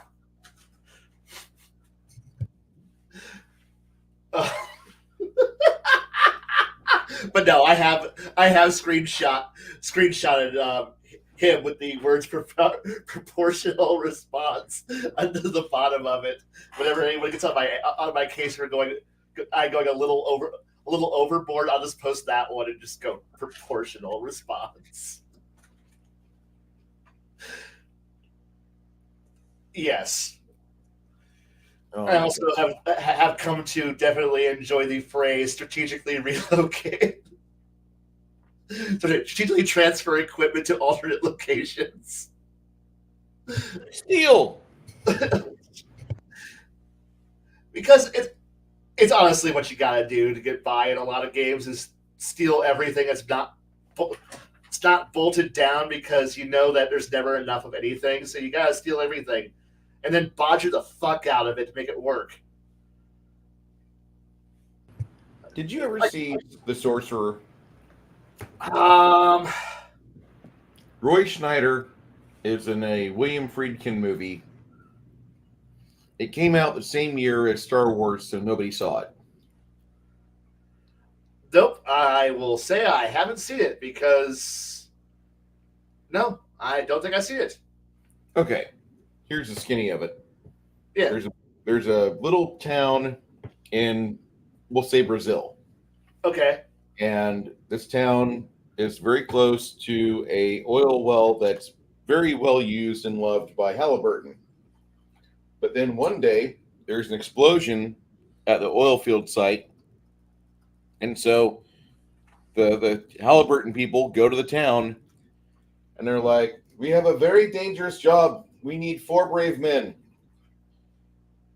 And so the town puts people through the test of driving trucks. And first they have to build the trucks to drive them. So they have these trucks from like the 1940s that they basically have to kit bash back together. And then after they get them kit bashed back together, they have to do a driving test. Now, this is in South America, so they're not automatic trucks. Right. They're manual shift, and they have clutches. Not really a safe thing altogether. If you guys can do this job, you'll be paid. And every time this guy from Halliburton opens his mouth, it's a bigger mouth than what it was last time. So everybody kind of doubts like they're going to follow through with it. And they select the 4 men that came from out of town because they can drive really well. and they are told, you're going to drive these 2 trucks with 3 crates of nitros dripping dynamite in the trucks, and you're going to take it to this oil well. We need the oil well to be detonated so we can collapse the well and put the fire out. We will then redig the well, and we will get back on track. You will be compensated very well for this. And if you've never seen this movie, it's a very good William Friedkin watch, but it is, and it's got Tangerine Dream is the soundtrack. So if you like Tangerine Dream, it's a bonus. But All right. it's a very different movie because the first part of it starts off with like these vignette stories, and you realize these 4 men that they select are men that are hiding in a small South American town for a reason. They've all done bad things. They've all been very bad, and they're hiding out to try to stay away from things that could make them famous or popular. And this is probably not a good thing to be involved with, but the town has got them bent over a barrel because they're not really wanted there. They're not really part of the community. They don't have any roots, and just they stick out like sore thumbs. So they put these 4 men in these 2 trucks, and it's the most harrowing road trip movie I've ever seen. Oh, If okay. you like road trip movies, it's rough, and it gets to the point where you know how they have the different stories that you can use to tell with each fiction project you do, where man versus the environment, man versus self. Well, it goes through all of those various conflicts basically within the span of 140 minutes or hour and a half, whatever it is. But it's a fantastic movie, and it's sad that William Friedkin didn't get the accreditation, did not get the love for this film, because this is like his version of Southern Comfort for Walter.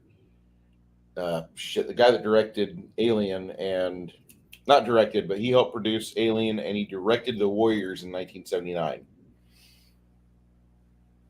So Walter Hill is the director I'm thinking of. But Walter Hill never got $1 for anything he did Southern Comfort, even though it's a good movie. It's not a great movie, and it was poorly received. It never made $1 in its work. It lost a lot of money. But it's a very good William Friedkin movie. If you look for The Sorcerer, it's out there. I definitely want to. I'll put it on my list of things I want to watch now. Friedkin also did, if you need to understand who he did, he was the original director for The Exorcist, and then he also directed The French Connection. Okay, If you can handle those movies, you'll be fine. I can handle those movies. Yeah. Those won't be bad movies. I can enjoy those. Yeah. You can even have Carmen watch with you, although she probably won't really like it so much. Although I found a movie you can watch with Carmen, and it goes on different levels. Have you ever watched Magic Mike? No, I have not. Okay. My pitch for you is this. All right. Magic Mike is not a bad movie. It is actually a really good guy movie because you have these guys that are on the road in a van, driving from town to town, doing these stupid shows, having these fat, lazy, blue-haired girls dance and waller all over their laps and get their rocks off for every hall they go to.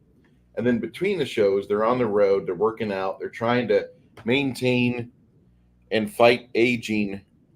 But each and every one of these guys talks about like their magic day when they can retire from this shit and do the things they really want to do. Yeah. So like the women that watch Magic Mike are really happy because they get to see Matthew, what's his name, flexing, and he still looks pretty swole. And you got the kid that played Duke in the G.I. Joe movies, and a lot of women like him.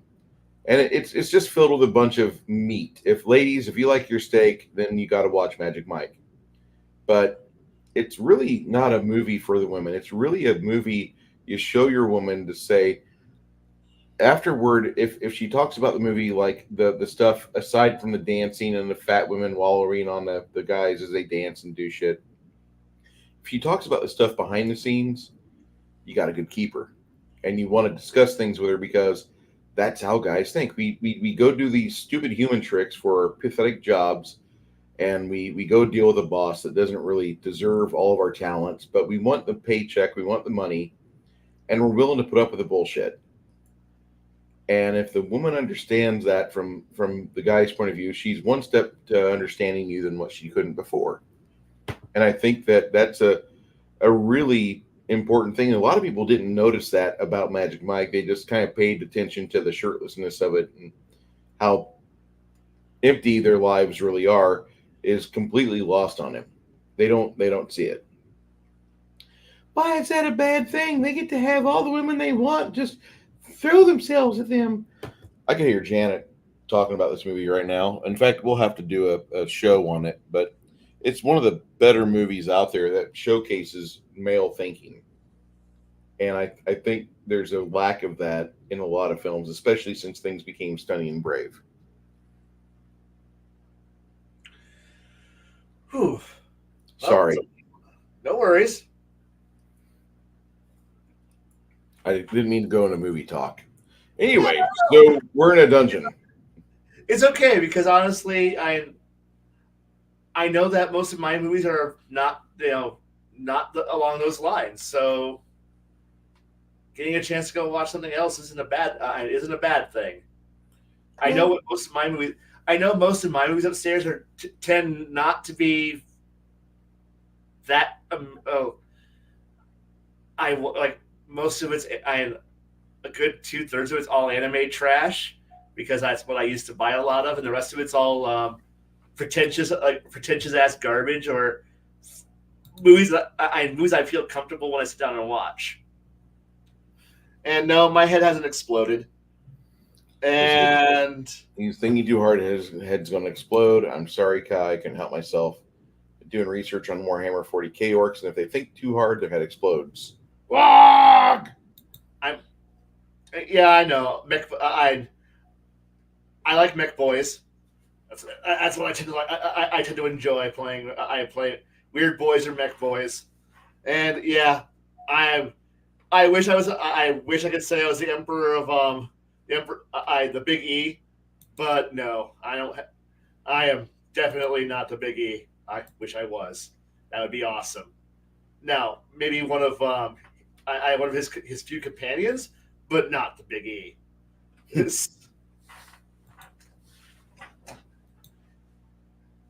I would be a much better dad. I wouldn't. No, I would be a much better dad than him.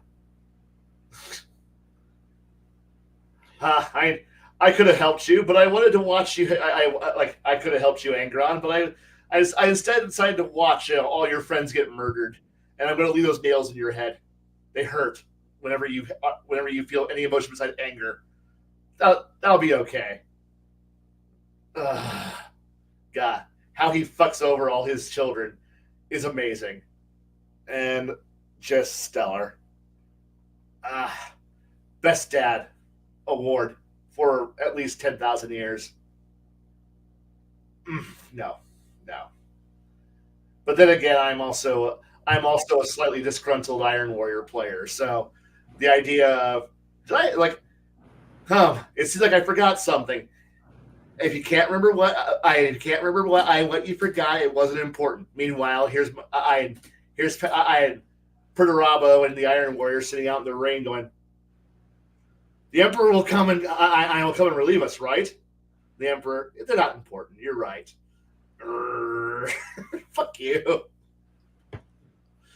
But no. Anyway, back to dungeon crawling and other forms of storytelling and or stuff. But yeah, I think we're still talking about flight at one point, and I know the fact that part of why I do that. I was thinking about this was kind of how various ways on how to improve devices through common magical items that are available in the and not even in some obscure fucking splat book.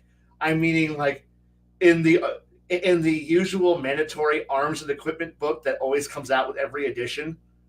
And one of those I had a wonderful device and I love it immensely. It was just simply the wagon wheels that allowed the wagon to make a set speed of 30 feet. The wagon now moves at 45 feet per round.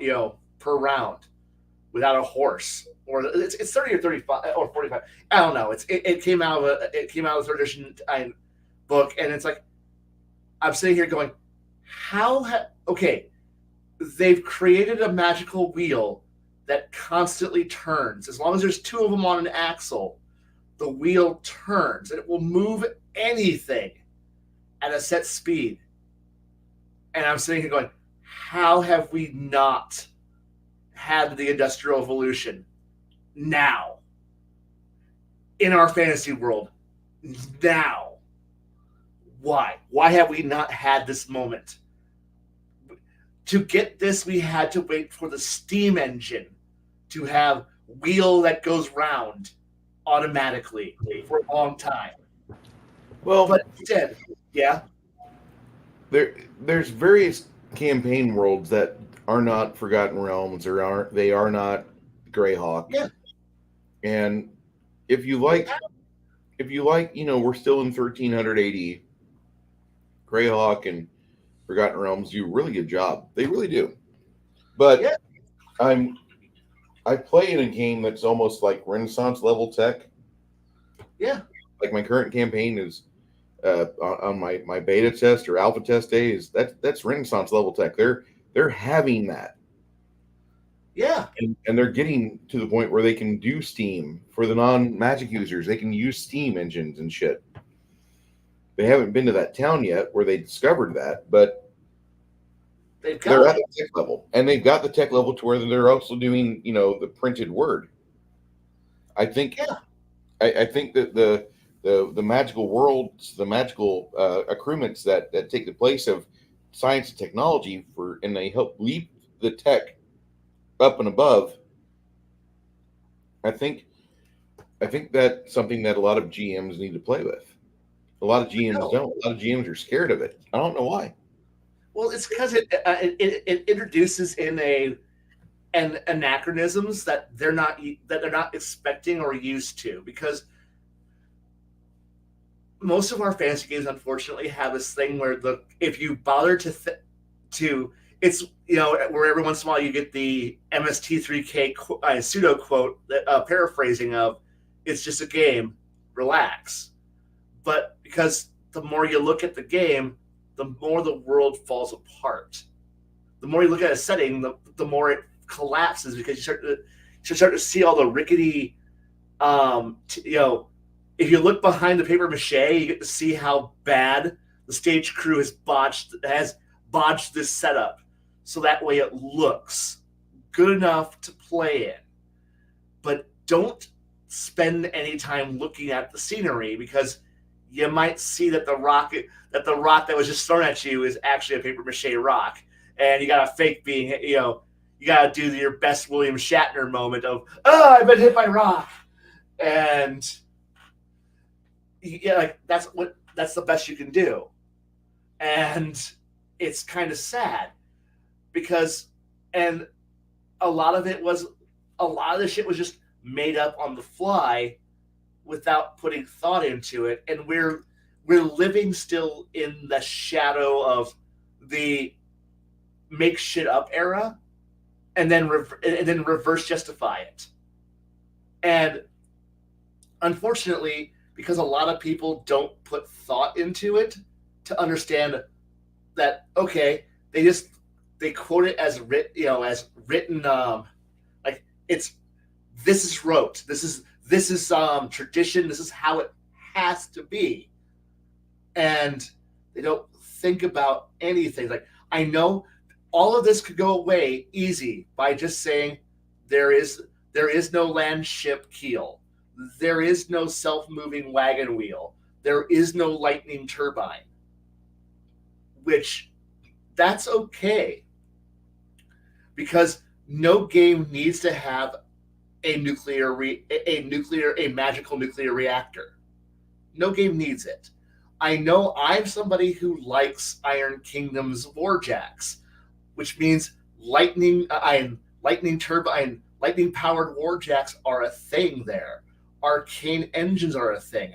I like World of Warcraft, the role playing game that was put out by Sword and Sorcery. That's also got war suits, neat That's also roles. one of the best systems, best worlds out there Yeah, for It's- being written. yeah, because Sword and Sorcery just put out great quality of work. Like when they put out a book, it was going to be really, really fun. It was going to be interesting. Now, mind you, the World of Warcraft engineering rules, both versions, the 3.0 and 3.5 edition versions, were both trash. If you out of the book, trash. They're just barely fun. They were barely functionable, but they were the basis that you could use to if you put some thought into it, make it a good game. Yep. It's a damn good book. Honestly, when they put that book out, it was probably the best version of 3.5 that you were going to get, because they finally made healers. Healers Clothies. It was vanilla, and More Magic and Mayhem is a damn fucking good book.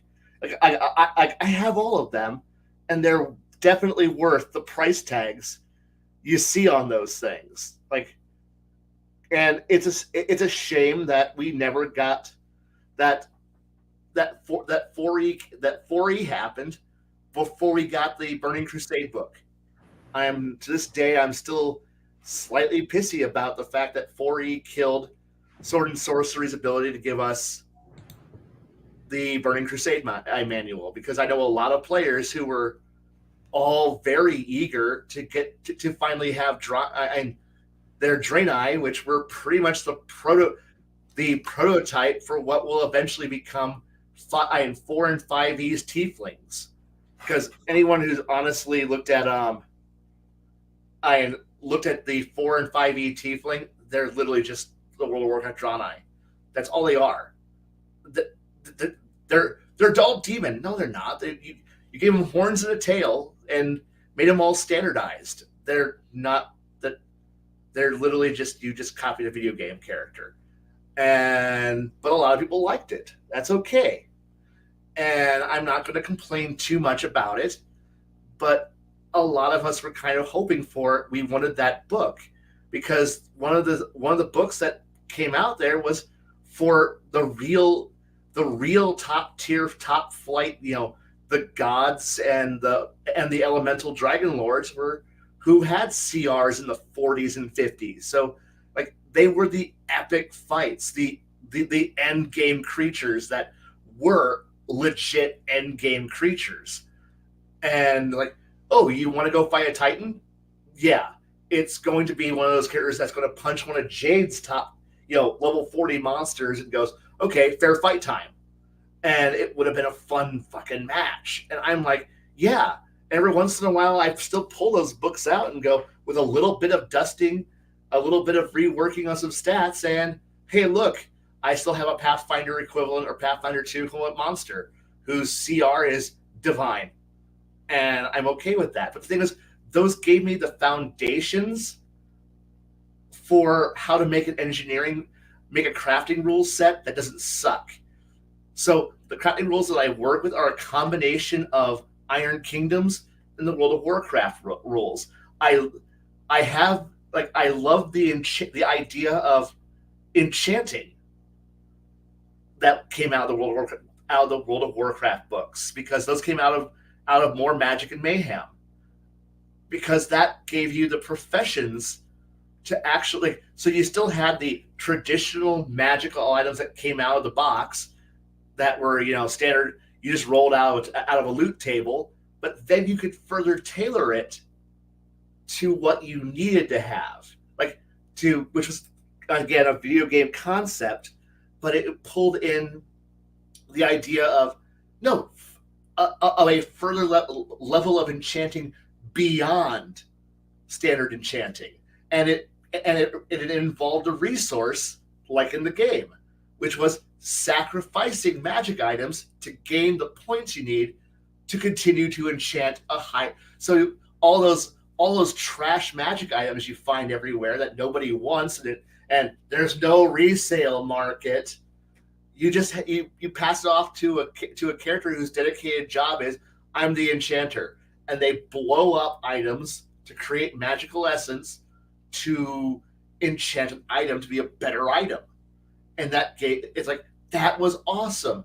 It also gave the profession of alchemy and potion making better than the trash tier that we have in every edition, where past third level spells, potions suck because you can't get better than a third level spell in a potion. You better like 3d8 plus 8 healing, because that's all you're going to see for the rest of the game. That's all your healing potions are going to be, because you can't get better.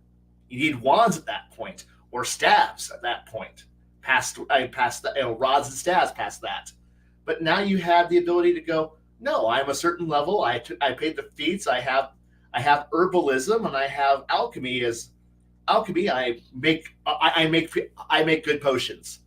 I make decent enough potions that we can actually do shit. And I'm like, well, fuck. Finally, professions that actually do something, rather than just be thing that I just do to make money on, make some pocket change on the side. And since alchemy standard bullshit is skill is, well, okay, I have the alchemy skill. I can make tanglefoot bags. So cool at first level. At 8th, really? You throw in a tanglefoot bag? You threw some glue at somebody's foot? Man, that chewing gum wrapper.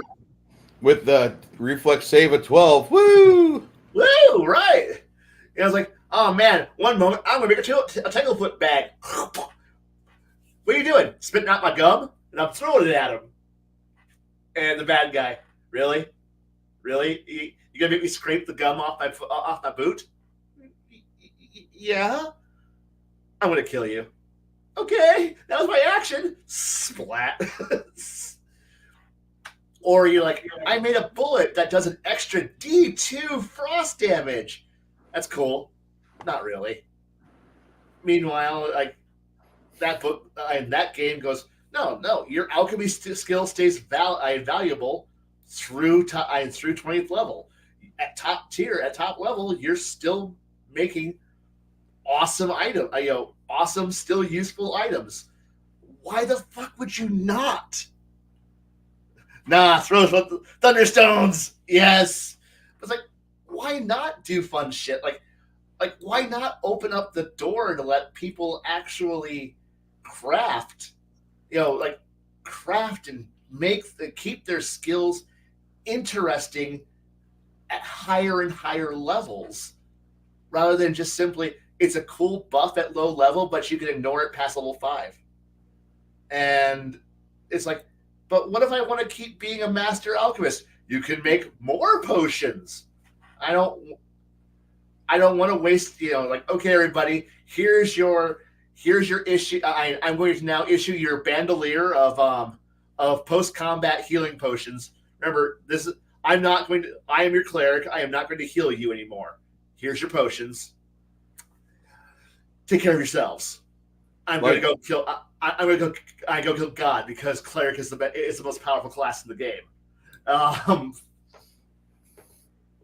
Well, I gotta say that I really like Dungeon Delvers because of a lot of reasons. One of them is the equipment. The crafting in Dungeon Delvers for a D20 game, it really goes hard into almost artificing, like what the game should do. You've seen it, right? Yeah, I've read it. I really enjoy it. I saw some really easy ways to exploit the fuck out of it. Oh, but that's because of the fact that I'm a craft monkey. So therefore, you give me a system that has crafting, I'm going to find a way to exploit the living shit out of it. But I can see a lot of good potential there. I really could. I really do. It was great. And you're right, Baron. All you gotta do is hit a square. That phrase has made people fucking hate me in other games, and I love it. It's like I don't need to hit you. I just need to hit. I hit your grid square. Oh shit. That's one other reason why I got rid of the squares, the grid on my game I run. Yeah. It's one more reason. Like, you turn into a video game. God damn it. And the thing is, like, I'm used to playing BattleTech, where it's like I'm a fast-moving asshole, and here's me going, I'm firing this area of effect field gun. What? I'm targeting the square. I'm targeting the hex you're in. Oh, the hex doesn't move. Here's my bonuses to hit. I need to roll a 4 or better. Oh, hey, look, I rolled a 4 or better. Okay, everybody in that hex has now taken 25 points of damage. Everyone around that takes damage. Everyone around that takes damage. That's not fair. I'm not here to play fair. I'm here to kill you. Do you play with Infernos in your BattleTech or no? Dear God, yes. Infernos are a way to remove infantry from range 9. They're flamethrower. They are flamethrowers I fire from range 9, not range 3. It's also a way to make that mech jockey who's riding his heat gauge feel some pain and suffering, and push him hopefully into either boiling to death in his cockpit or his ammo explosions, because not having a good bonus to hit, losing movement points. Yeah, I'm going to fucking abuse the fuck out of Infernos. I also like the new plasma cannons that they introduced a few years back, that are just ranged heat guns, and I love them. See, I haven't played BTech in over 25 years. Yeah. Well, I played the online game, but I didn't go further than that. Yeah, well, the Capella Confederation decided to introduce a super duper long range flamethrower gun, which they call the plasma cannon, and it's hilarious. It's like hilarious. It does no damage. It just does heat, but it insta lights woods on fire, and it turns infantry into in a charbroil. But it makes mechs go, I don't feel too good, Bobby. Really, really easy, and I love them for that. And it's like watching some guy who's riding his heat gauge. He's sitting at about 7 to 9. He's just at the threshold when shit starts to go wrong, and then you hit him with a plasma round, and then suddenly his heat spikes, and now he's suddenly going, oh shoot, now I got ammo explosion possibilities. Now I'm not moving fast, and suddenly his 4.6 ranged archer is now having to move at a 3.5, and he's got a +2 to hit, so he's not able to shoot as well. And now he has to decide that, do I want to spend my next round cooling down, which means I'm not attacking, or do I risk it? But also he's got to worry about, but he has to cool down because now he's got ammo explosions. But he's getting approached. How much heat can he burn off with his medium lasers? Does he just switch over to lasers and dump ammo? And it's fun forcing somebody who thinks they have the upper hand and thinks they know what they're doing suddenly have to make hard choices about how to play the game, how to win, how to not die, by giving them, some bonus heat that pushes them up into a danger realm. And suddenly he's now a slower target. He's not mobile. He's now easier to hit because he's slower. He can't keep the range open. I can close on him faster. I can get him into my range increments that I want to obliterate him better at.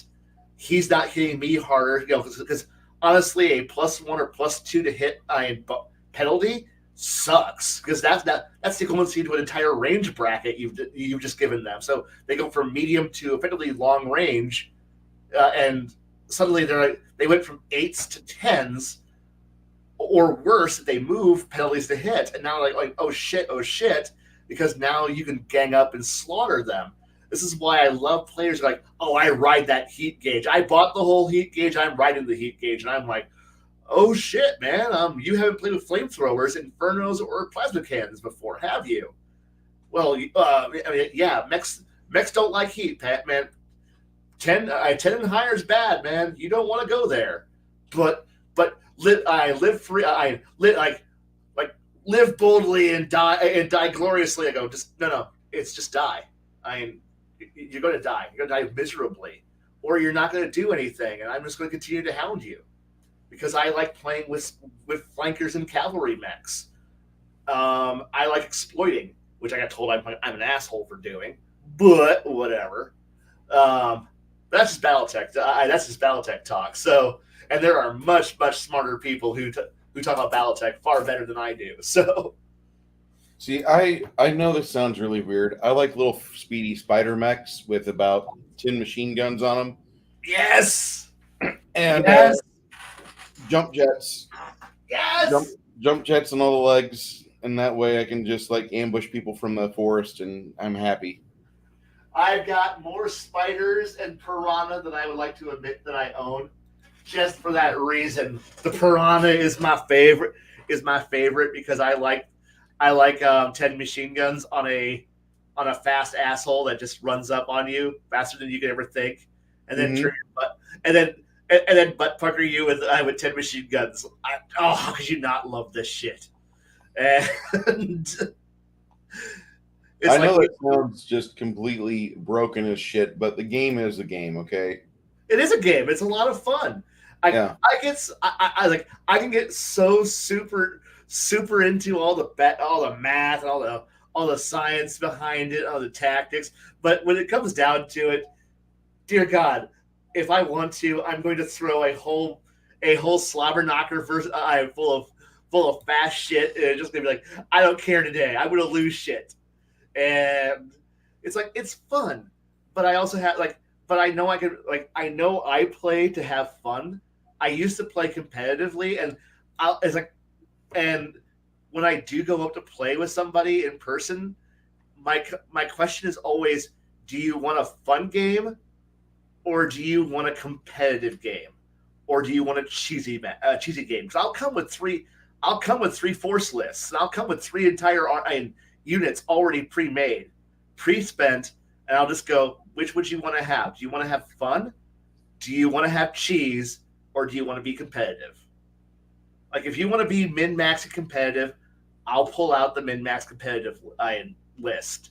If you want to have fun, here's a fun, flexible, entertaining game that we'll all enjoy because it's not overpowering, but it's got some cool tricks. It's not too cheesy. And then there is the okay, so I see all you have is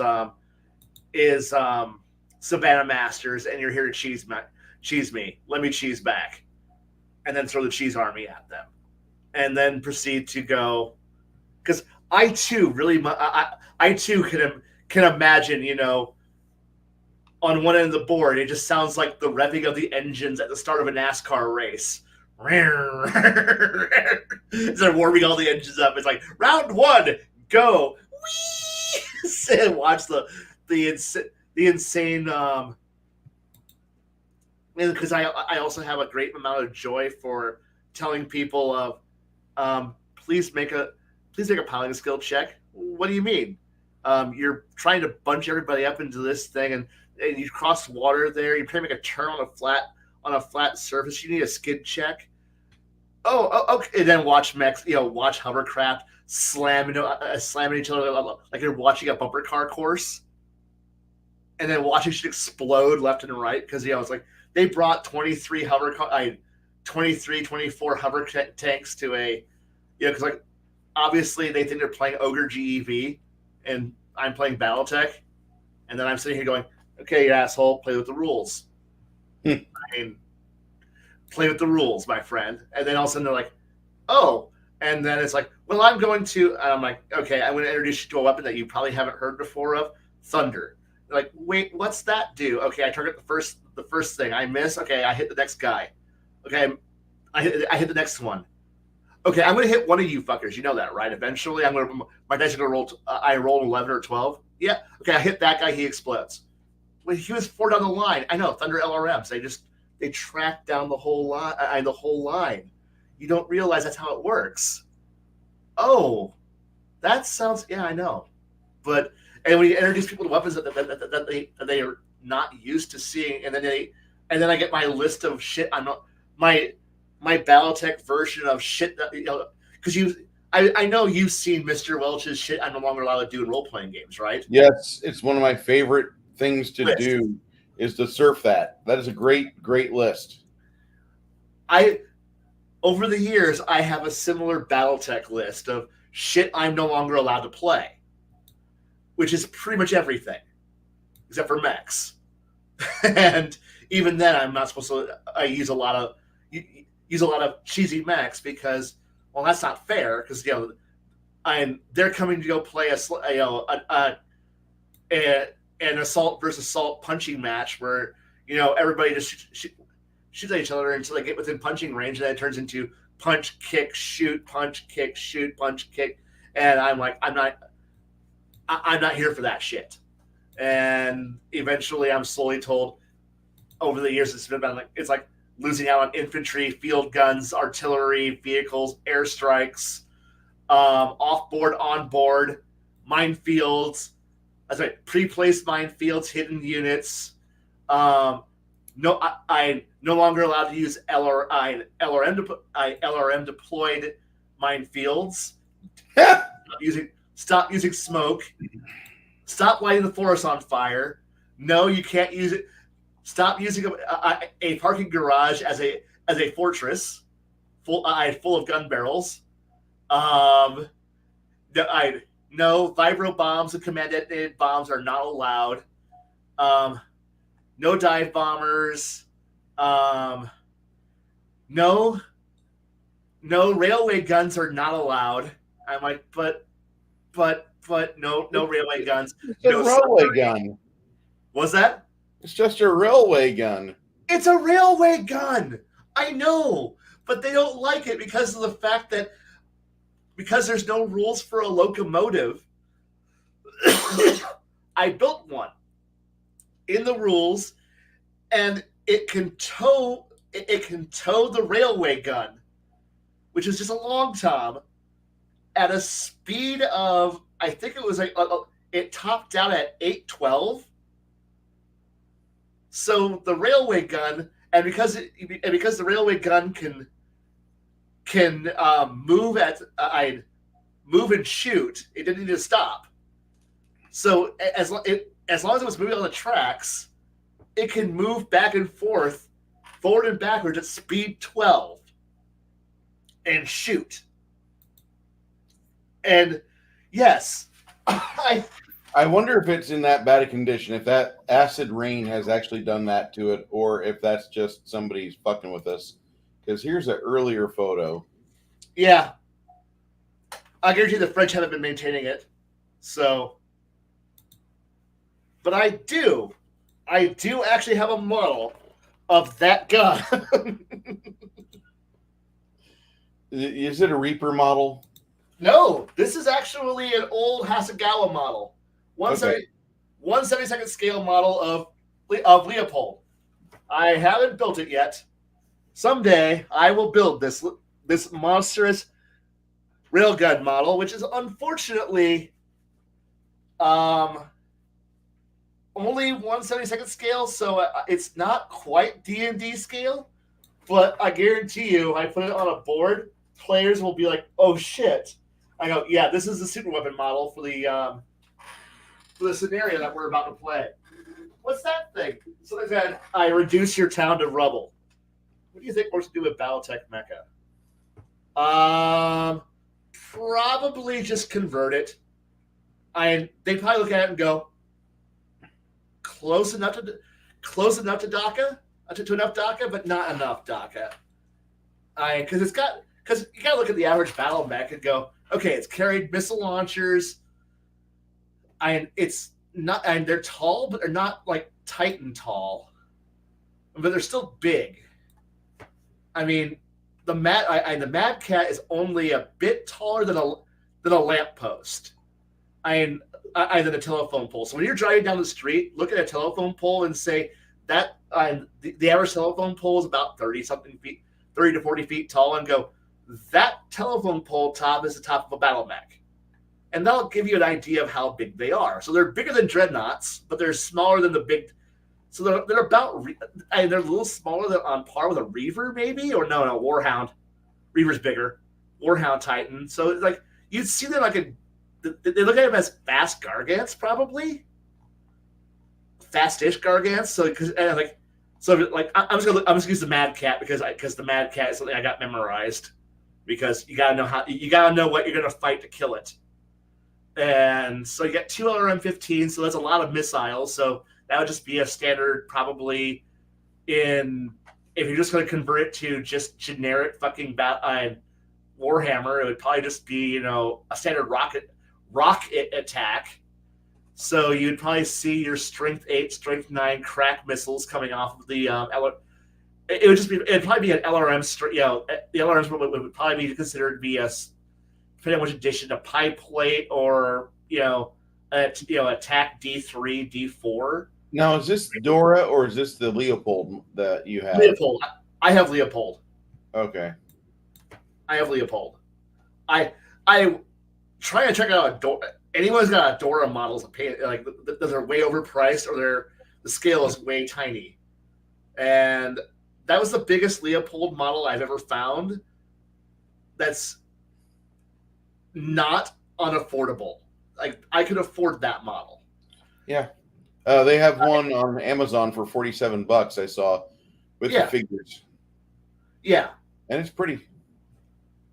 And it's like the Holy Grail for me would probably be to find a 1/48 scale Leopold, because that's D&D scale. That's 28 millimeter. That's my goal, is to track down.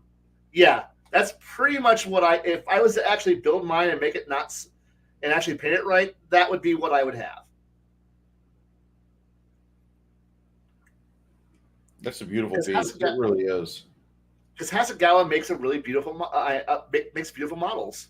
They're just, that's okay. That is my model. It's the Hasegawa model. Yeah, that's my model. If I was to actually build it and do it right. But no, like I said, I was told can't use railway guns, because when you have a locomotive that, honestly, 110 kilometers per hour is not that fast for a locomotive. And when you have players going, nope, I'm like, have you ever seen a train in the country booking, like not even booking, doing, pulling. Steam engines will do 70 mile per hour. Right. And that's 70 miles per hour is faster than Battletech's 812. Because 812 tops out at about you're looking at about 110 kilometers per hour, which is fast, but not that fast. Most of us who drive interstate speeds go faster than a battle mech at full run. 10 km H2 miles per hour. Yeah, so the fastest, like some of the fastest battle mechs are doing 70 miles per hour. That's it. Like, now, mind you, that's fast as shit for a military vehicle running across an open field. I mean, you're in a car on a smooth paved road doing about 70, and you're like, that's highway cruising speed. And that's a battle mech in full fucking tilt. And I've had days where I've been driving along the road and I've had a fully loaded train that's got 30, 40 cars on it, and it's only slowly falling behind, and I know which track it's on, and I know those are speed limited, so he can't go any faster than 60 safely. But I know it. But I know that locomotive can go way faster than that if it wanted, if it was able to open up. So when I built a locomotive in BattleTech that could hit 60 miles per hour, I had 60, 70 miles per hour, and I went, this is a standard a standard bulk hauling, diesel locomotive. And I was told by players, it's not fair that you have a railway gun that outruns battle mechs. And I'm like, not my fault, not my problem. This is about the closest scale. 1/48 is the closest scale for D&D figs. Yep. You guys know. Yeah. 1/48 is a beautiful scale for buying miniatures. Yeah. I really hope they don't grow any bigger because, in all honesty, I don't want to have to buy another set of figs. I was happy at 25 millimeter, and then they started saying, well, it's heroic. It's really 28 millimeter. That comes out to 1/48, okay? Just so you guys know, I mean, that's everything we're finding right now. 1/48 is going to be equal to your Warhammer figs, your Reaper Warlord figs. And actually, most Warhammer figs are actually cast these days now in more 30 to 32 millimeter than they are actually.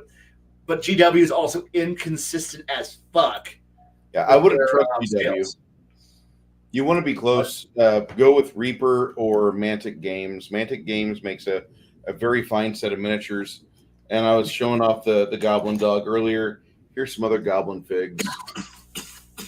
Which, please. These guys are just fucking super detailed. I am really like my new PC.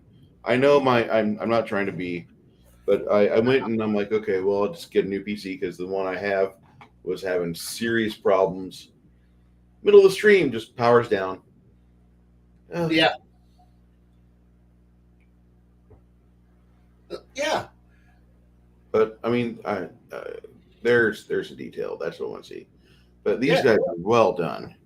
Mantic Games, Crafting Gamer.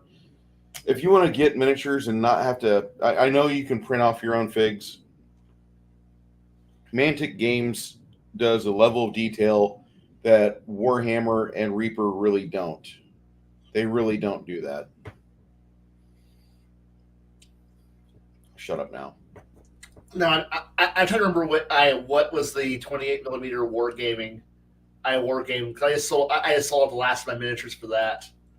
Really? But yeah, because I wasn't gonna play. I wasn't gonna play it, and I bought them as D&D placeholders for weird ass siege vehicles. Are you talking about War Games Atlantic? What was that? War Games Atlantic? Yeah, but it's like I sold off a Panzer IV, an STKSZ 251, and a Puma. Because I was just getting tired of looking at them because they were just taking up space, and I don't play with miniatures as much as I used to.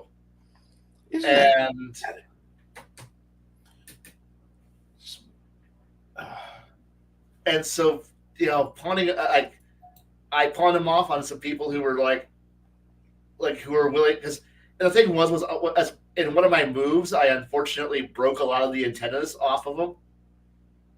All those wonderful fragile antennas, and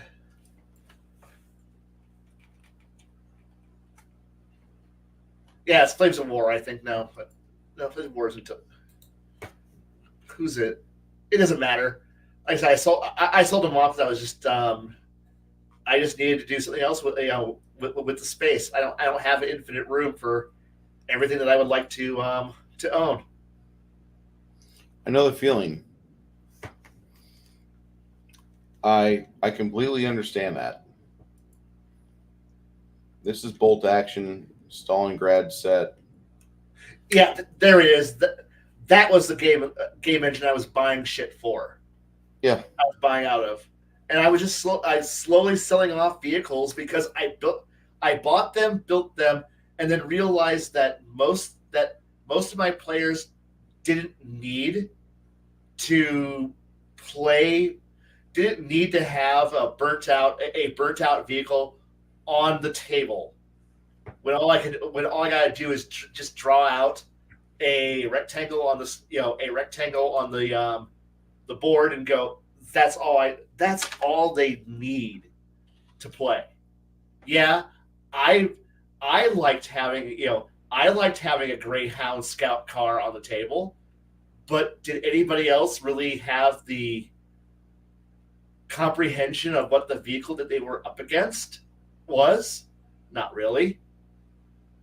If I had a Nashorn or a Hellcat on the I or a,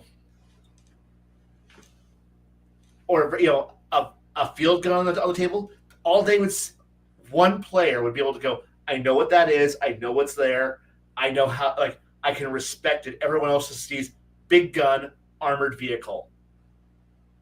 And I don't feel like giving a discount chieftain's walk around interview about what the vehicle you're dealing with, why you should fear it, what armor value penetration is, what crew benefits are get. I don't need to go into all of that. It's just going to fly over most of their heads because most of them will just go anti-tank gun. That's all I need to know. They don't care what caliber. They don't care what model it is. They don't care what version it is. They don't care if it's got a 75, an 88, or a 37, or a 50 on it. They don't give a shit.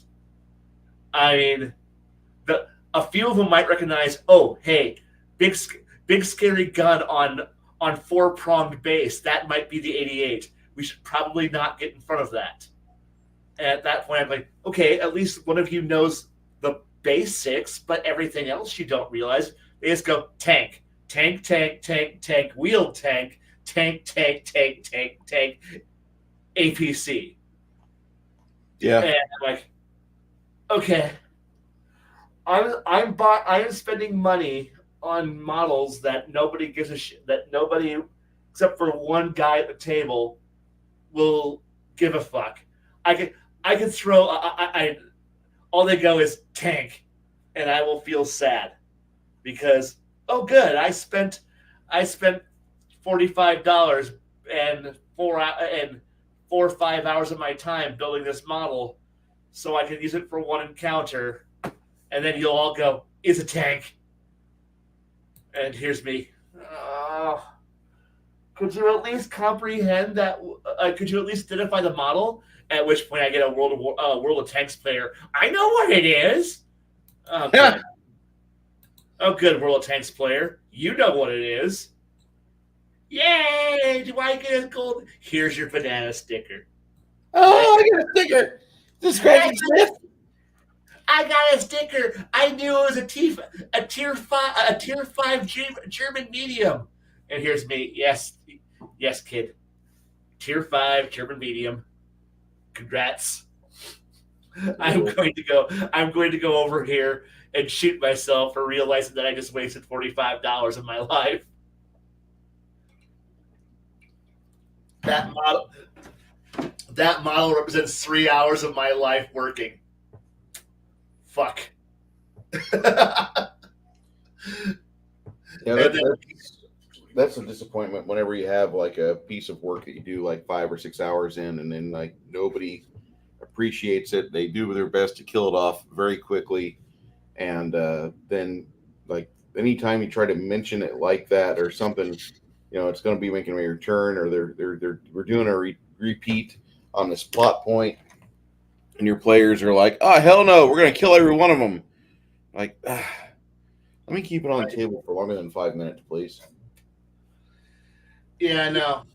And then I just kind of, because like I said, when I sold them all off, I just sat there and realized, okay, I worked at a job for 4 hours, earned enough money to buy this model, Then I spent 4 hours of my life building it, and another 3 hours painting it.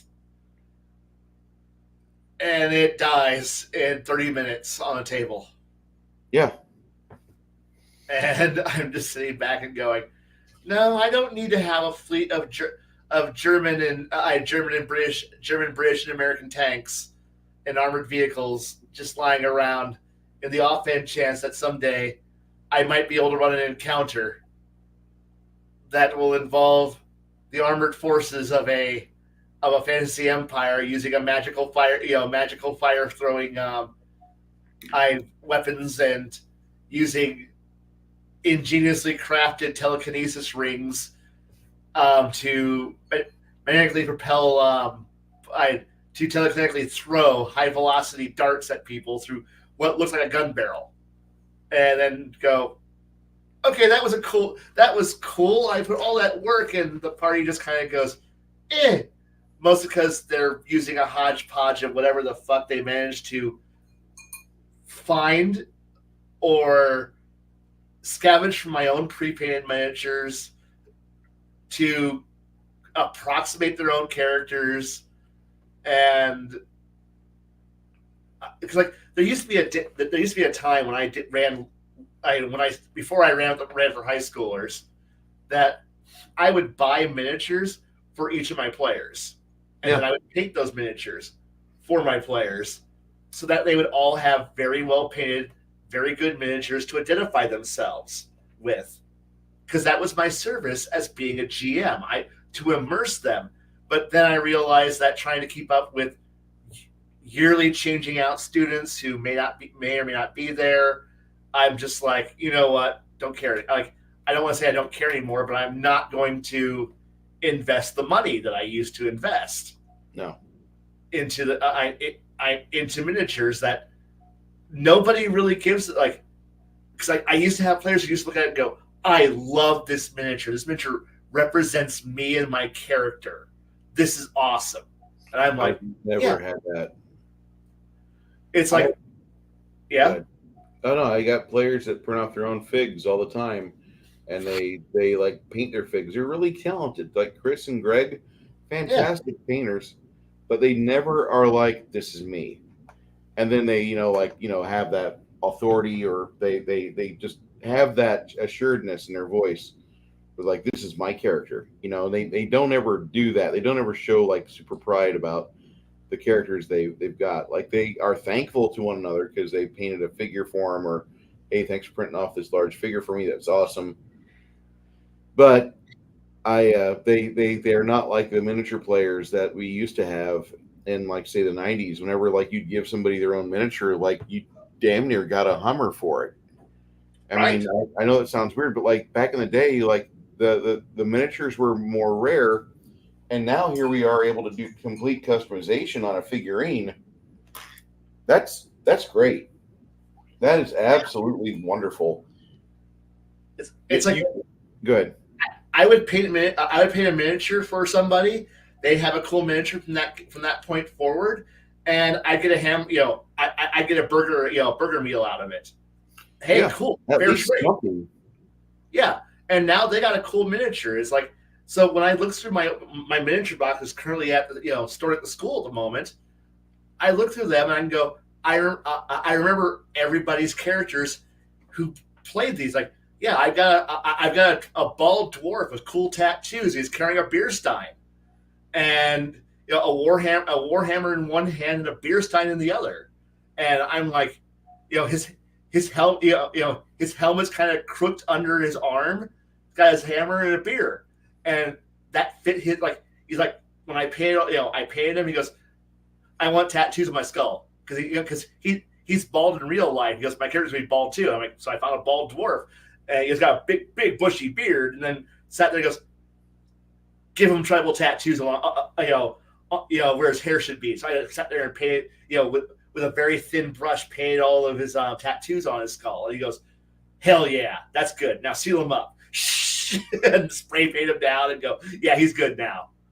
And like, I got bards, like there's so many cool characters that everybody has, like some history or personality behind them. It's like Their clothes, their hair color, their style, how they acted was all based on what they wanted. Yeah. And that felt good. And now they're like, this one's cool. And I go, yeah, that's so-and-so. Yeah, your character fits close enough to that guy. But I'm like, could you just go find your own? Spend $8. Spend $5 to $8, buy a miniature for yourself. And look through the entire catalog, make the character you want to play. Find the miniature that you think best represents your character, and either paint it yourself, which it doesn't have to be good. It just has to be painted. Just paint it, because at that point you're putting some thought into how you think they're going to look. Like, what's their clothes going to look like? What's their hair look like? What's their expression? What are the stylings? How are they going to do they wear camouflage? It's like I had one player who I'm happy to still have his miniature, because he went and bought his own ranger, because I had a really kick-ass ranger with some awesome weathering effects and camouflage for his elven cloak, and he's like, that's good, but I want to do my own. And he did it. He painted it.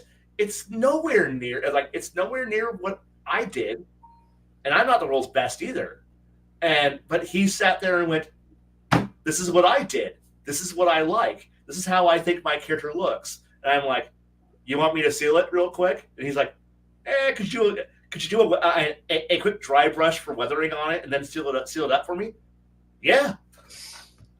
Sat there and put dirt along the edges of his I weathered his miniature, so it looks like he's been out in the woods for a bit. And then I sealed it up for him, and he's like, "That's my character." And to this day, years later, it's like, this one seems different. I go, yeah, but that was painted by a player who wanted it to be his character, and that's why he looks a little different than everybody else's. His camouflage is more spotty, more blotchy, and mine looks more like it blends together and has that kind of like elven cloak of elven kind look to it. His looks more like he went down to the military surplus store and bought forest camo green and threw it on, and I like all right, because it fit his character. It's like, I liked it. It had a personality. And I savor those things that I can give to play, but we don't have that when someone can just throw up. And it's like, I know I've got sitting here because when I listen to you guys RP on the opposite weeks, yeah. I've been listening to I go, I would like to try to draw some of these characters up, and so I've been staring at this Luna picture for I have about half the party right now in my tabs, trying to decide who I would want to try to paint first. If I was going to paint, who I would want to draw first if I was going to draw any of them, and trying to figure out how to give their personality, how to give this. Because I'm just looking for a chance, but I'm also kind of sidetracking that one because I'm also working on something else. Because everyone keeps. I'm trying to build up for something I would like to do if I was ever to get back to running a full proper campaign again, rather than just simply hit and miss whenever the school lets me. I want to play with serious adults again rather than children, which children aren't bad. I still want to be. They're fun, they're creative, but I kind of want to run for adults again. Yes. And run adult games. And I want to pull out all the stops, so I've been kind of working on that in the background. Now, when you say you're going to pull out all the stops, what do you mean? Okay, one of the things that I was sitting back and contemplating what I was doing here is, I know everyone kind of goes, my world is ancient and has all this cool history to it, but the thing is that I am running an ancient world. I can say the same things, but I've run it across numerous campaigns over decades. And I've had a lot of players come out with really cool shit. and then it gets forgotten. Like, because I don't want to hit new players who are coming into the world with, oh hey, here's this awesome gun, automatic crossbow that uses a whole bunch of magical runes inverted along a channel, and it requires a lot of delicate finessing, but it's a shuriken pistol. This player a long time ago wanted shuriken pistols, total Eldar looking. And when you look at the engineering that he went behind it, every single gun requires the forger to actually commune with various air spirits and gods and minor air spirits in the area. He summons, convinces to go live in crystals, enchants the crystals, and then binds them with runes, and then lines the internal mechanism with these small crystals that are all sitting here, so that way he can load sharpened metal discs into a pistol and have high velocity death guns that are stealthy air powered weapons. That's just an example of one of the things players have done that I just kind of have to sit there and go, that is being kept in a vault nobody gets to know about. Nobody gets to have shuriken pistols. No one gets to have shuriken rifles. No one gets shuriken catapults. Those are all terrifying weapons nobody needs to have. And they get put back in a box. And we never talk about them. But I realize there's a whole slew of these kind of weapons and these kind of ideas that every time I do a time jump, well, the high level people I don't want their high level toys being in the hands of low level people. That's overpowered. That's broken. That might throw off game balance. And I'm sitting here going, what if there was somebody out there who actually went around and gathered up all the big toys and all these discarded toys that were forgotten over the millennia, and then decided to just, their ultimate goal was to overthrow the gods because they're useless. They haven't been doing shit. And being caught in the effects of this.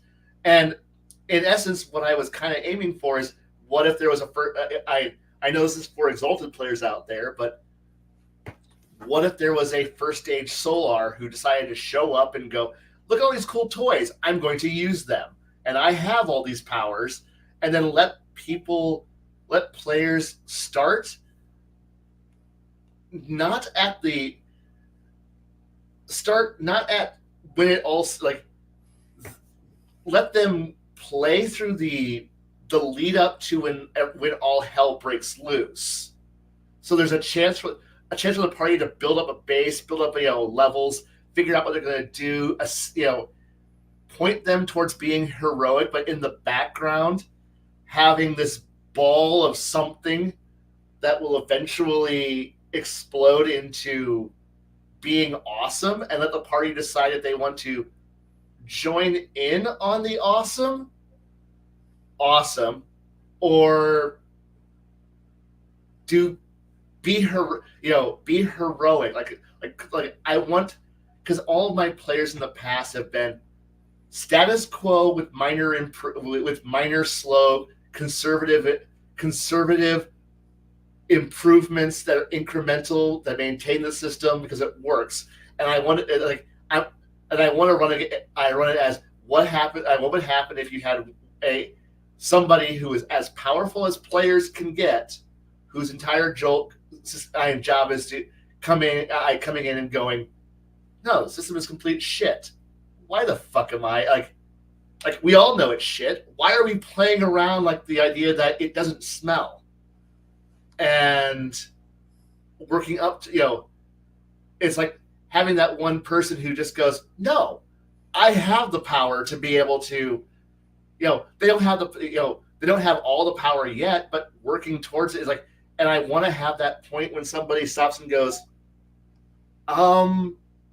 maybe he's right, maybe he's wrong, but I want somebody to, I want somebody to come at, to come in and just kick the fuck out of everything and not have it be simply evil god, evil god, evil cult, evil demons are all causing problems. No, I want somebody who's has all the traits of being a hero, but they're not doing the heroic thing.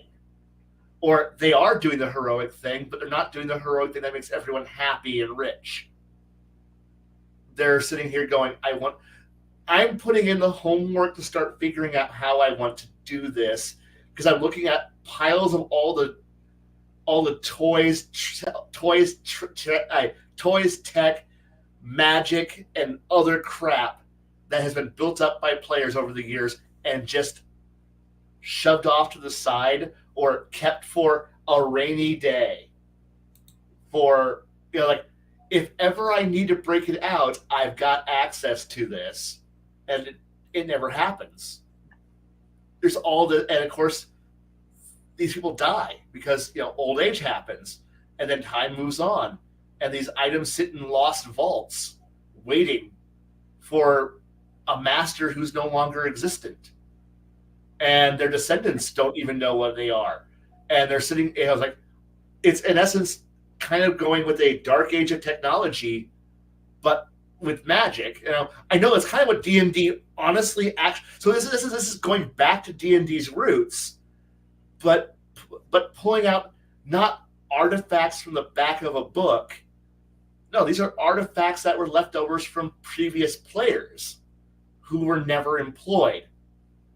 And I want to see players actually getting to see the full effects of the works of other players in the past and see how they comprehend dealing with it.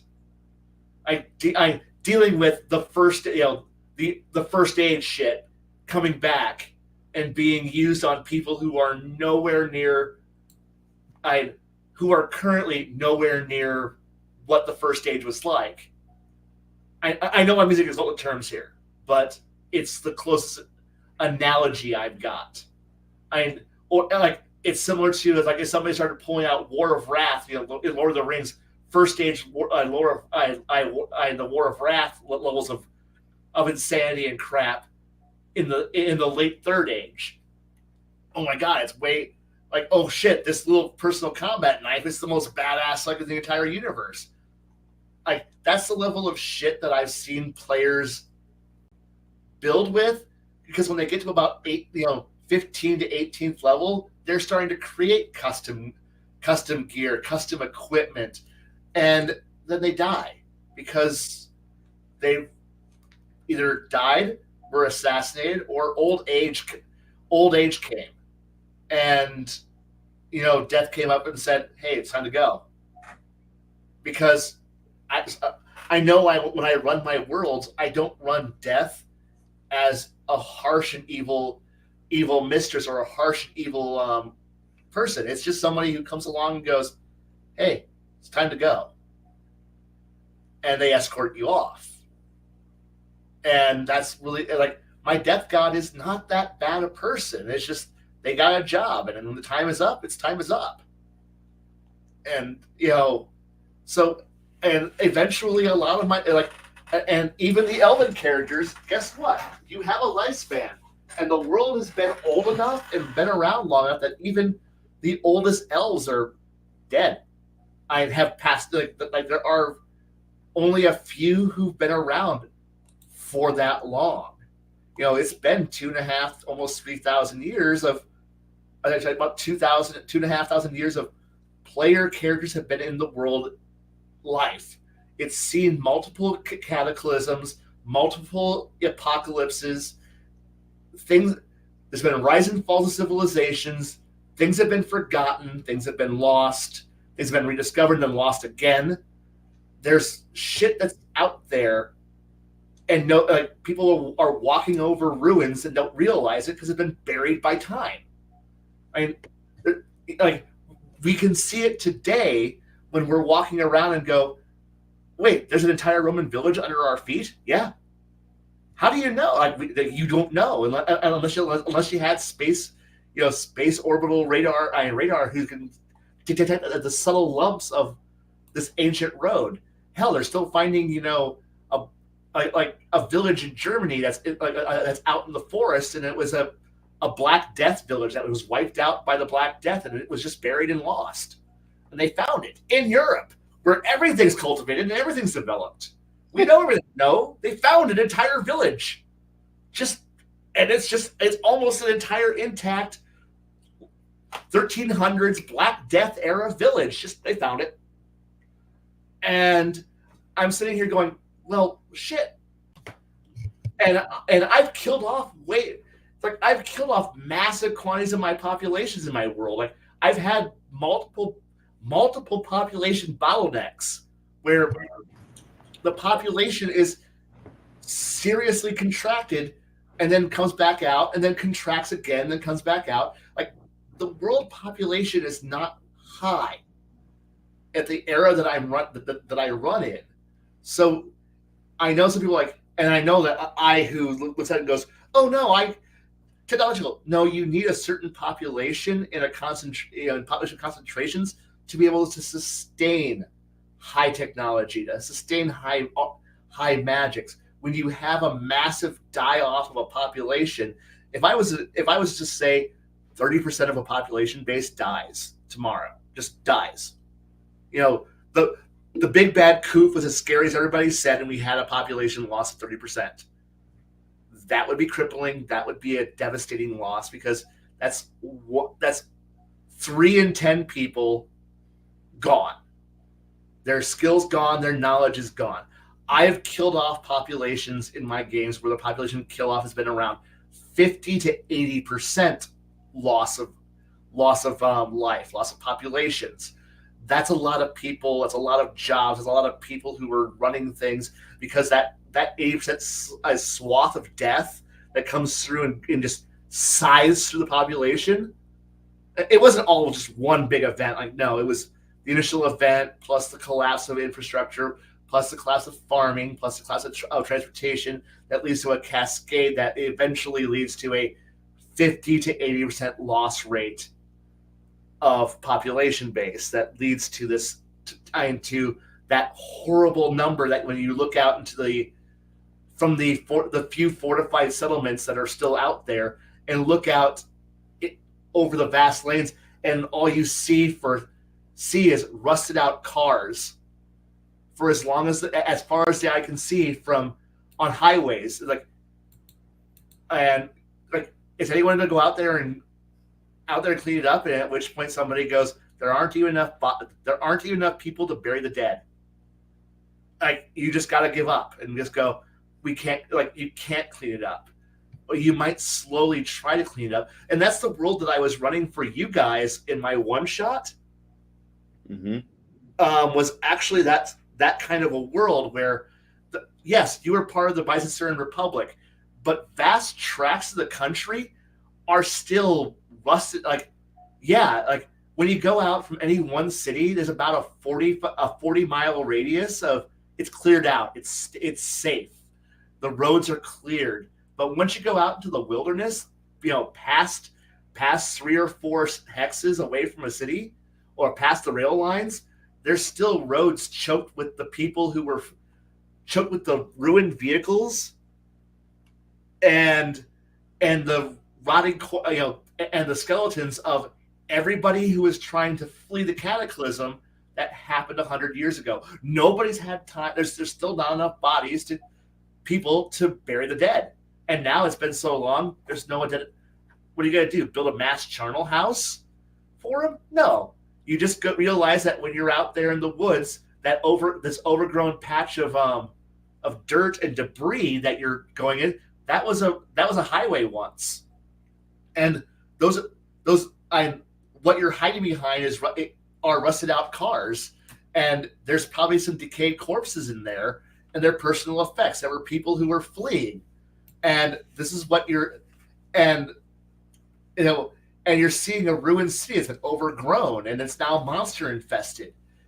It would be cool to to reclaim that, but it's too hard. Like, it's hard, but not super. Like, it's not impossible, but you're still looking at the idea of every life is sacred at that point, and that is a whole different attitude towards how you would like want to run a world where you have the people who are just psychopaths and pathological who would just go, I have no empathy because this world kills all empathy, and then you have the people who are just how do you survive? It's a terrible place where the people in power are either horrible or they're so mother hennish on the idea of, I don't want to throw bodies away. I don't want to throw people away meaninglessly because people are precious. Skilled people are even more precious. Like what little wizards and sorcerers are still. Yeah, there's a reason why in my world everyone is a leveled character. Like everyone's got a level in something, because the world doesn't give you this is a world where you don't have the luxury of having a peasant who does nothing besides farm, who's a level 0 character, who had no challenges in life. No, that peasant, he may just be a level 5 laborer. He may not be the world's best shot, but if the town, the town rings the bell, he's going to go grab his Henry repeater rifle off of the off on top of from on top of the fireplace, and go tell the missus to go grab her gun and tell the kids to get in the basement, because everyone is fucking you've lived through, the apocalypse was 100 years ago, but civilization is clawed its way back. Yes, the Republic feels like it's normal in certain places because they have fought very hard to reestablish what looks like normal, what feels like normal, what they think normal looks like. It's not normal. And anybody who's a scholar will, anybody who's alive, every human, nobody remembers 100 years ago when the world fell, because that was 100 years ago. There's a few dwarves who are like, yeah, we remember what it was like before. And the elves, yeah, we remember, but no human does. The orcs sure the hell don't. Goblins? Pff, okay. All they know is this world. So for a lot of people, you're looking at 2-3 generations after the apocalypse, after the end of the world. They don't even know, there's still some rumors of, yeah, the druids are bad. Druids ended the world, but no one's really seen a druid in a few generations. The demon portal has always been open. It was actually only open for the last 100 years, but it's always been there. The military knows that if you get posted to the east, you're on the demon front. You're going to have to sit there and kill demons. That's what your job is. And you get, congratulations, here's your 4-year tour on the demon front. Don't die. And that's just the truth. And it's but can we ever close the demon portal? We're working on it. But our job is to make sure that no demons make it to the homeland, to the home islands. So we're going to fight an eternal war against the demon portal. Yes. Okay, that just sounds miserable. That's just exactly how it is, though. And there's shit everywhere. It's horrible. And part of the reason why I had the assassination attempt on the previous president was because of the fact that he was very laissez-faire. And he was too focused on his own personal ambitions and his own personal empowerment. And the military was actually very much not liking the fact that he was treating the colonies like something that he can just exploit for riches and power, when you have pretty much the Martian Republic from the Expanse going, no, what are you doing? So they were actually pissed off about the fact that he was exploiting like forcefully created colonies. Treating not Ireland as a colony for the empire, for his own personal empire that he wanted to create. Mind you, it's the Republic. The Republic doesn't want an empire, but he being president said, I declare this a colony. We are an empire now. And the last 20 years has been literally the country going, we really don't like this whole empire thing. We're still a republic. We have rights. We're good people. We don't execute people, and we don't treat our not Irish cousins as.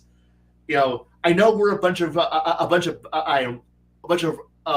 Norwegian Romans, Norwegian Roman Byzantines. We don't treat the Celts like colonial subjects, and then they were all pissed off about this, and he whose entire attitude was, fuck it, I'm the president, I have supreme power. King of England. King of England. Yep, King of England. Fuck you. Y'all voted for me, and guess what? I control the media, and I control the vote, and I control the votes. So you ain't voting me out. And the government and the military was just like, you know what? We could just kill you. And the head of intelligence, when I started setting up the entire encounter, the president's attitude was, I fully trust my bodyguards; they'll never fail me. The head of intelligence, he goes, I also trust my head of intelligence and my Secret Service, who promptly looked at all the evidence that was building up and then went, I didn't see anything. I'm not involved in this. I'm taking a vacation. I'm over here. I didn't see a thing, Rumpf. Let me just say that let the American show that I stated proudly that I had not seen a single thing among the potential losses. Yep. And meanwhile, and one conspirator went up to the head of intelligence and went, you know what's going on, don't you? And he's like, I don't know shit. All right. And then proceeded to go. I had to go on with the assassination plan. So, that was literally a bunch of people who looked at a guy who pretty much pulled a Xi Jinping of China and went, I am the party. I am the president. You ain't getting rid of me. I'm here for life, because the last president was here for life. We have no term limits. Fuck you. I'm the one in charge. And then proceeded to go, yeah, we don't want this guy. We really don't want this guy, because he was everything the Republic was not. Yeah. He was wanted. He wantonly threw bodies away in a world where there aren't enough bodies. And I know that's how when we play D&D, we just treat casualties like that. It's like, oh well, we killed. Oh no, the orc invasion killed 500 peasants. Whatever, we got more peasants, because that's how Cavalier players act. But I'm running a world where that's not an option. Like 500 peasants, that's not irreplaceable, but it's not an easy But that's a hurt we're going to feel down the road, because there's just not enough of us. And it's weird when you have the humans, the elves, the dwarves all at each other going, we are no longer the dominant race in the world. You know that, right? Meanwhile, goblins and orcs are running around. Goblins, orcs, and other monster races are running around the world like, we're the dominant races. And now you got other species who are running around the world going, what do you mean there's no more humans? What do you mean there's no more humans? And then, suddenly you got, entire kingdoms of other creatures now who are running around going, there's no humans. Where's the dwarves? There's no dwarves. Where's the elves? We got no one's sure. No one's sure. Now you got orcs, orcs, Kenkus, and other weird, all the monsters, intelligent races all running around. Like, man, we got places to live now. We got space. We can grow. We can expand. And you got it's human holdfasts going. And what I want to have is to have that one person who goes, man, this is a fallen age. This is a crap age. I want to bring it back to the first age, back when we had a globe spanning, We had a civilization good reach. that We had a really good reach, and then we just kind of bungled all that up. yeah, it's like there's a reason why common in my campaign world is German. It's called Old Imperial, but it sounds like German because at one point long in the past there was a globe-spanning empire that was a German-based speaking language. The empire is long gone; it's long dead, but everyone still speaks the trade tongue. It's a near global language that there's no native speakers. There's no native speakers, but everyone speaks it. It's common. Yes, and it makes people smile and laugh because of the idea of, oh, so the global trade tongue is literally just yelling and spitting at each other. I go, yeah, it's like Klingon, and they go, man, I now know why the whole world speaks 400 different languages and why there's like 18 languages of 18 human languages because nobody wants to speak German. That's the truth. But it added that flavor of it's not just English. Yeah, and that was one of the things that was one of the terrible things that when the player who launched this apocalypse upon the world did he went to all of the various monsters that were being pushed back by civilization and went, do you want to have a crack at the humans?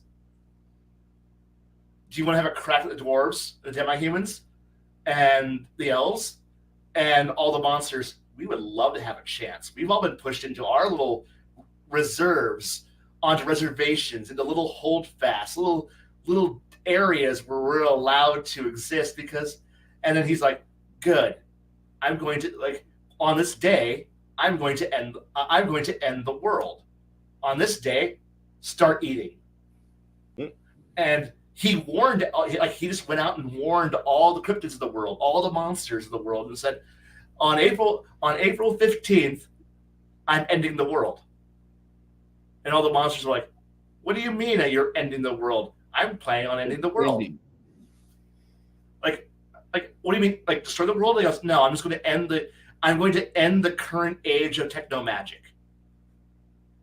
I'm going to take away all the advantages that human civilization the human elf dwarf civilization has created. I'm going to take away all of their toys, in essence, detonating a magical EMP over the world. I was going to neutralize almost everything and leave the humans who weren't prepared for it, but all the monsters were. And suddenly, elementals, demons, just horrible monsters just started rampaging. And, well, when you don't have any of your weapons, your toys, your vehicles don't work anymore. I mean, what do you do? These people weren't prepared. They weren't born. They were caught off guard. And millions and millions and millions died. Cities are just left in ruins. And scavengers go out there and go pick through the ruins every once in a while to go find an old tome or a bit of lost tech or a bit of a machine that they could possibly breathe life back into. And that's the world I run through. And most people this is a fun one. It's like my version of Rokugan is out there, but it's a far darker, twisted world where most of the remaining population was evacuated to a colony that was created, and it's a beautiful land, but they all look back at go, our homeland is over there across the ocean.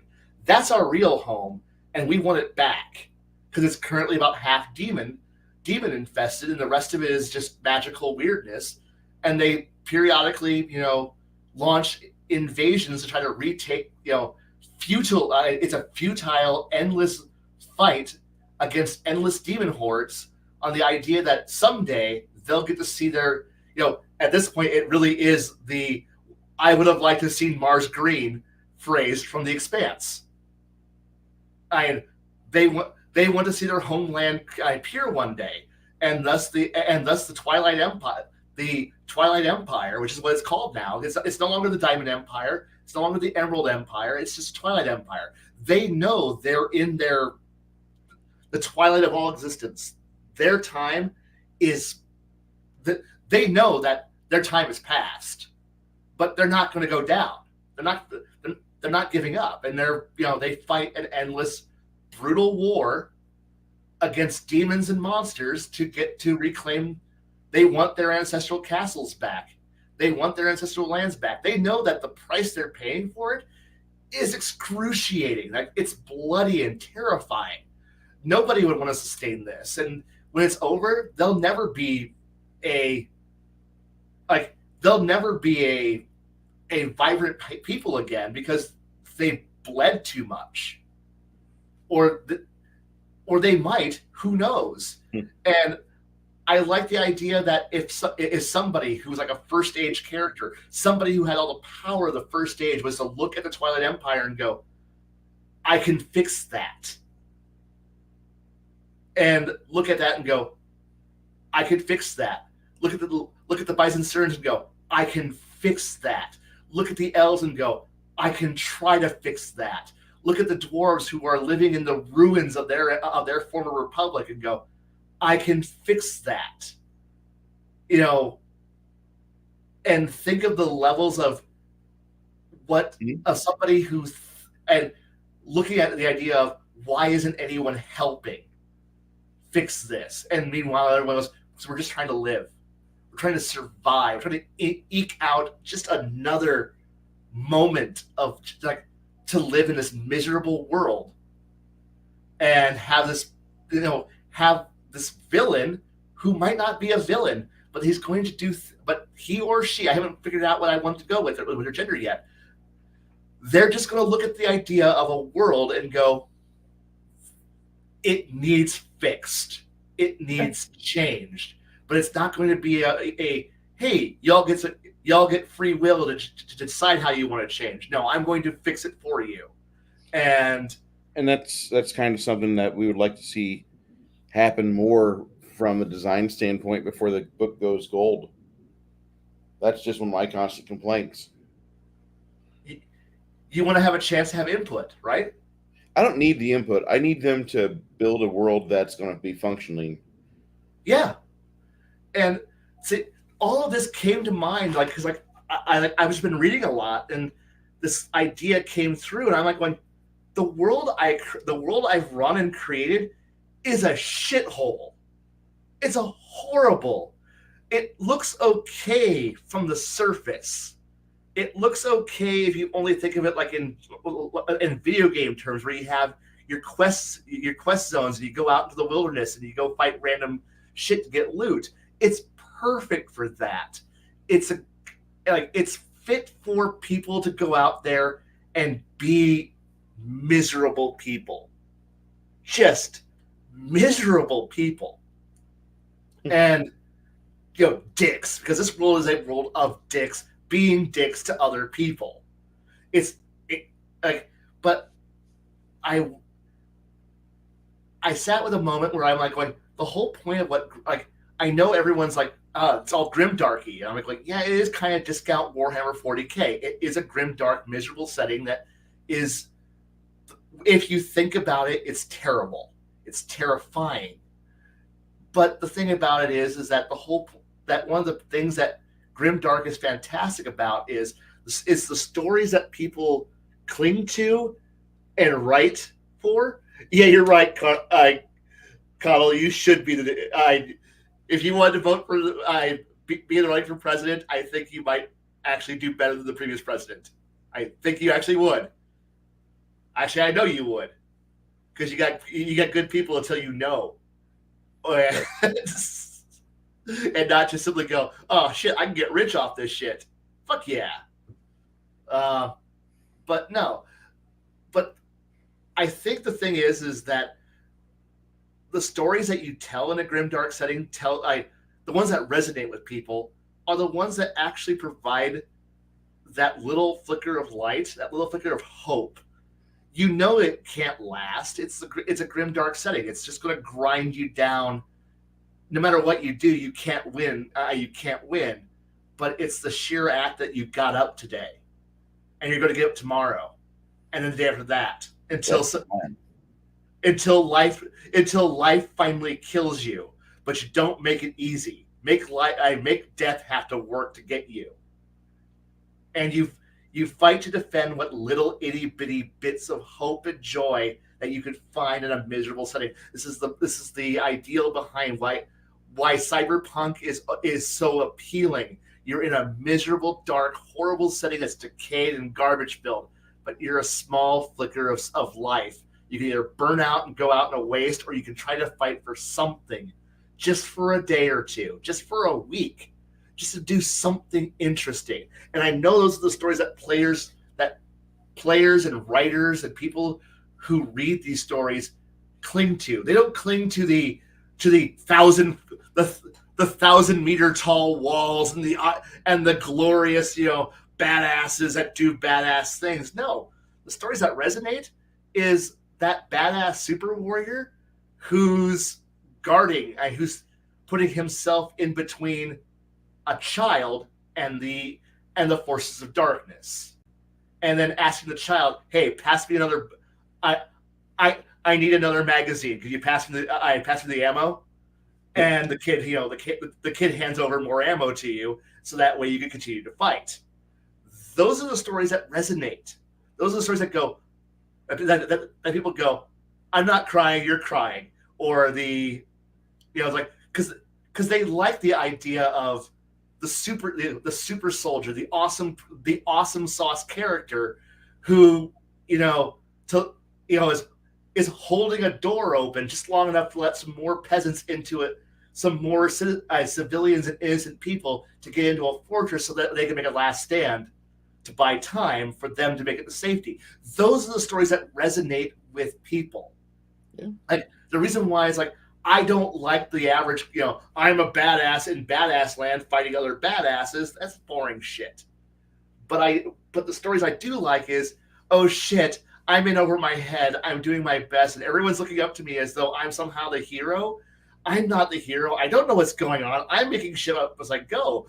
But now I've got 100 people who are now following me, and now I've got 200 people who are now following me, and I still don't know what I'm doing, and I'm trying. And those are the stories that everyone kind of goes, I like those stories. And then I'm coming to realize those are the kind of stories that I would prefer to tell. I don't need a story about badasses fighting badasses. Yeah, Bruce, you were just saying? No, I just want a game where the players are invested in the world as much as they're invested in their own special abilities or whatever they can do at 12th level, etc. I know. It's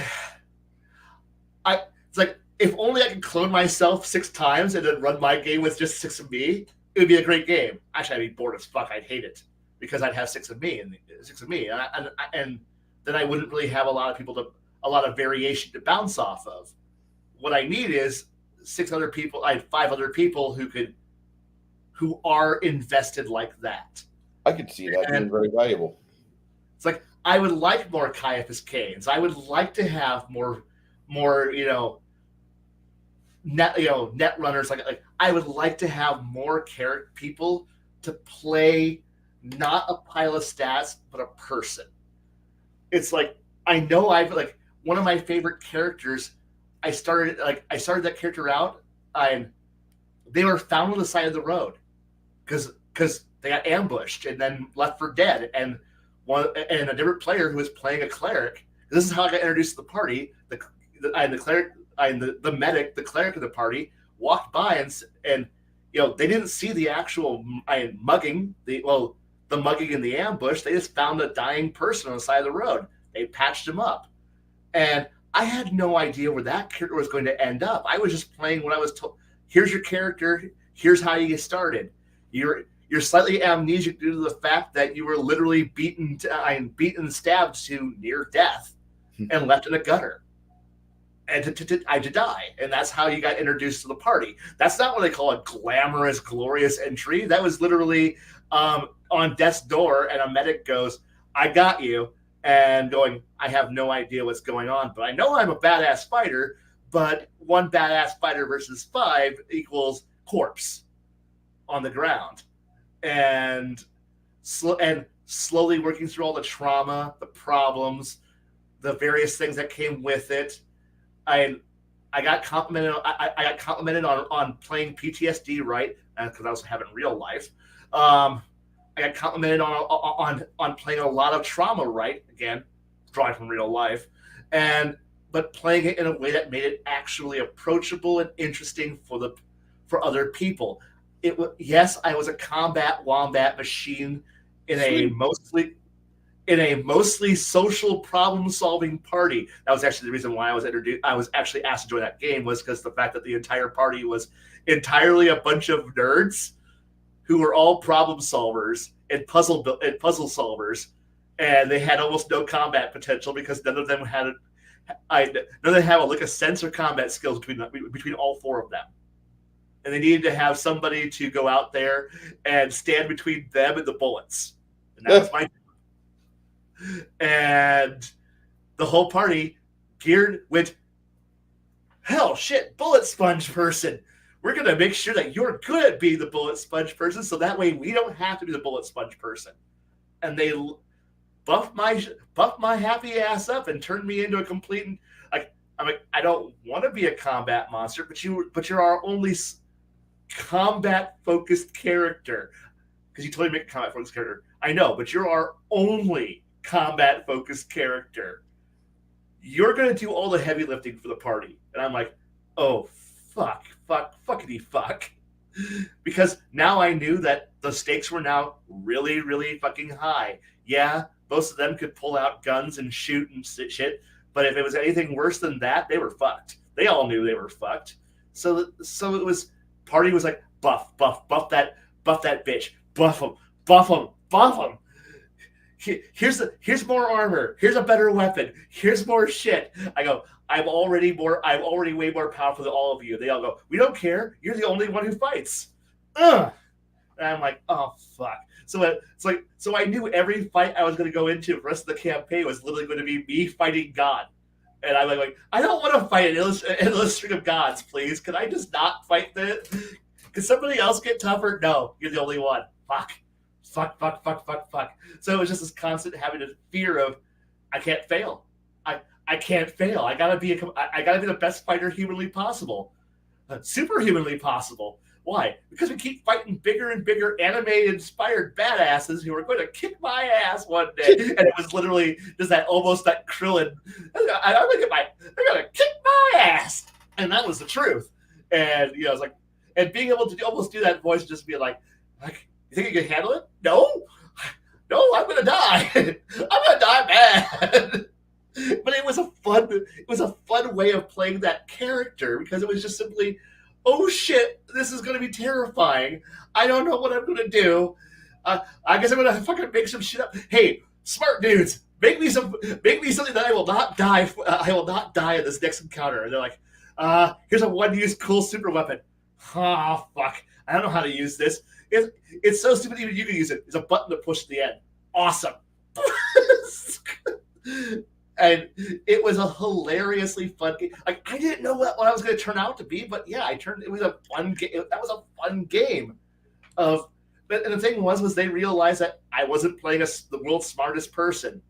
And they were like, okay, we won't act like, so, but I was still interesting and part of their social encounters, because it's like, and it was a fun game.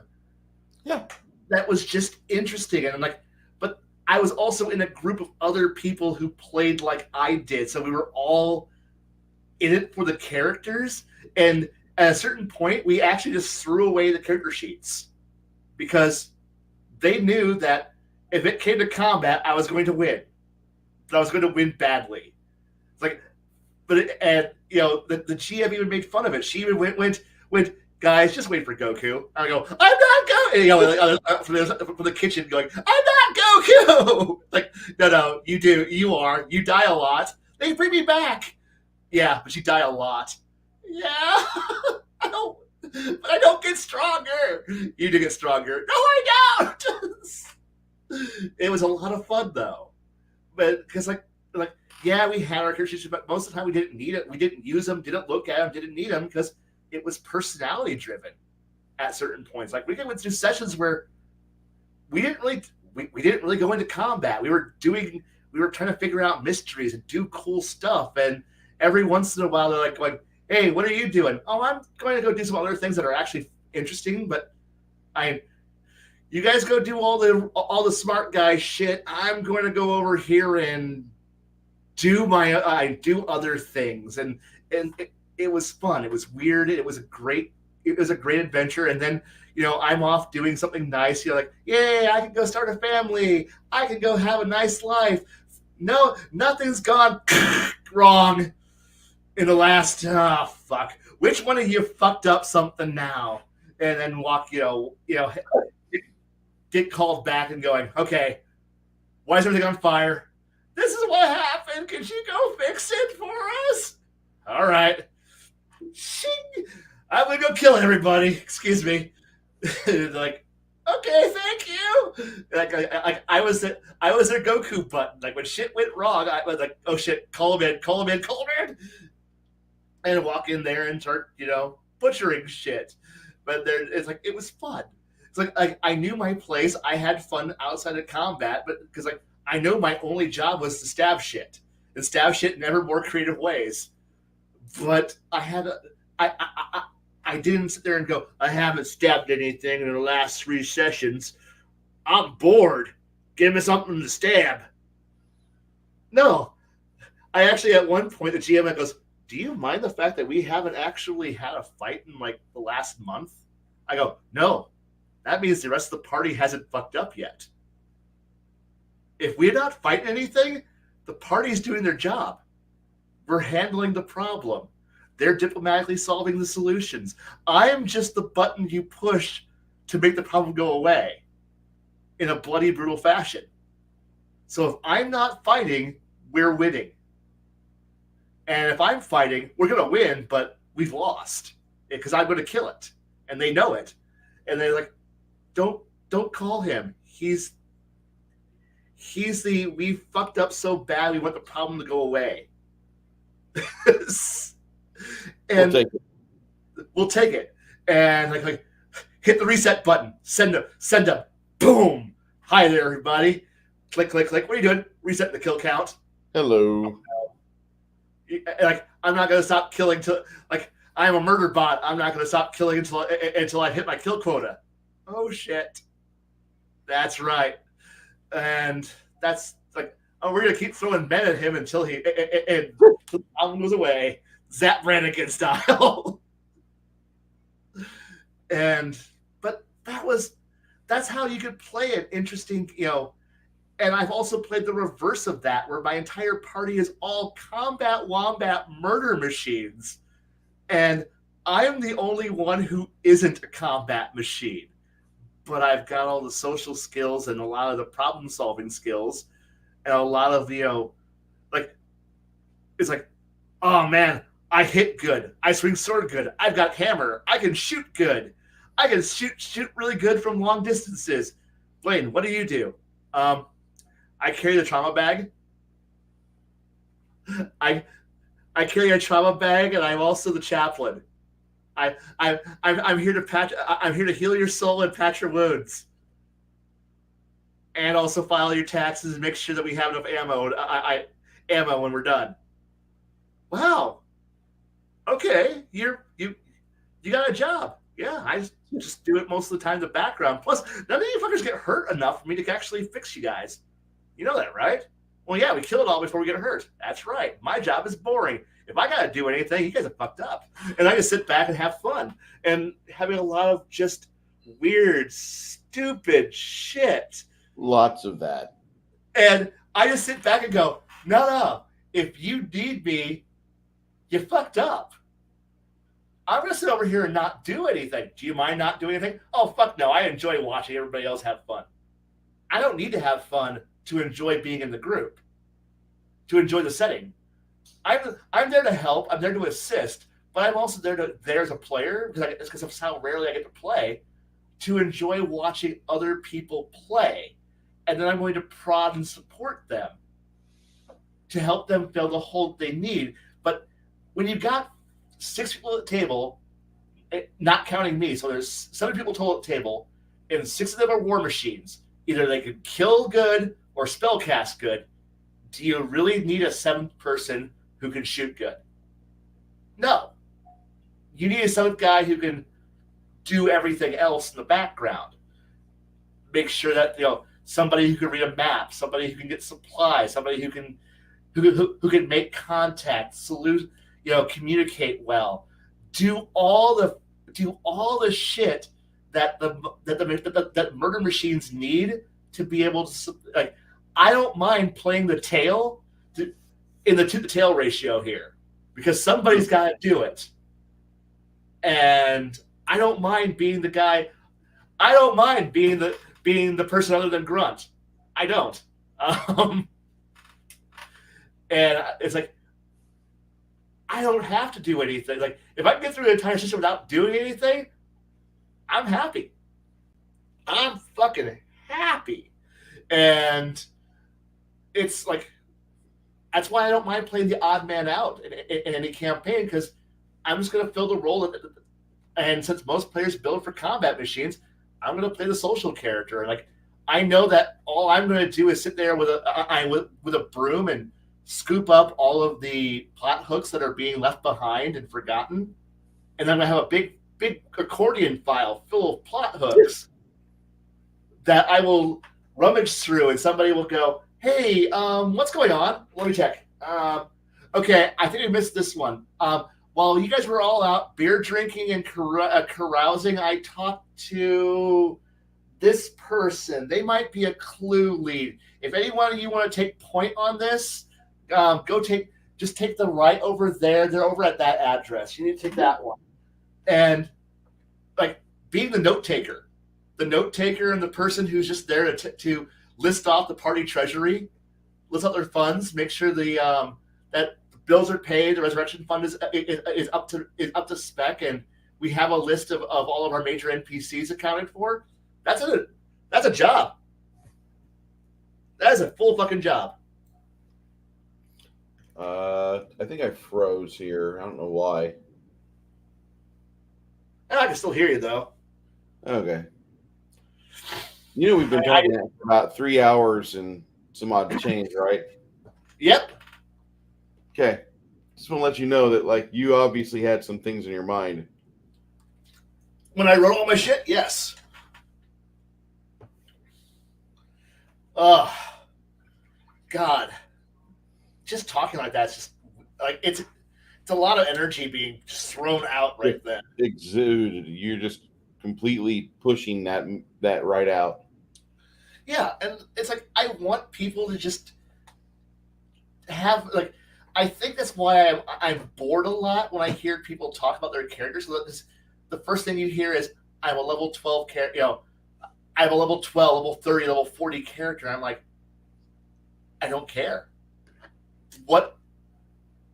Who's your character? What are you playing? When I'm out there drinking with somebody, or I'm in a long car ride, I don't want to hear about, I don't want to hear a story that starts with, "So my level 14 princess," instantly shut up, please. I don't want to hear anymore. What I want to hear is, "So my awesome, cool princess character is off doing this. These are my contacts, friends, associates. These are my fears, my fears, my dreams. These are the problems. These are the struggles I've encountered. These are the things that I'm going through. These are the current plot lines, and I think this is who the villain is. And here's me. Now you've hooked me. Now I can talk to you for the next hour and a half in this car ride to Chicago. We'll have a nice conversation while I'm sitting in a toll booth on I-80, waiting for my turn to go throw money into a bin. You can continue to talk to me about this, but I guarantee you, the moment that it's like, because the one thing I told you about all those character stories that I've been telling out. Did I ever say what class and what level I was? Did I give you the stats of my sword? Did I tell you what spells I was casting or had access to? Did I tell you the equipment that I'm carrying? No. None of that matters. None of it matters. I mean, all you know is person had sword, was given better sword. Cool. You don't need to know what kind of sword it was, what material it was made out of. Did it have special qualities?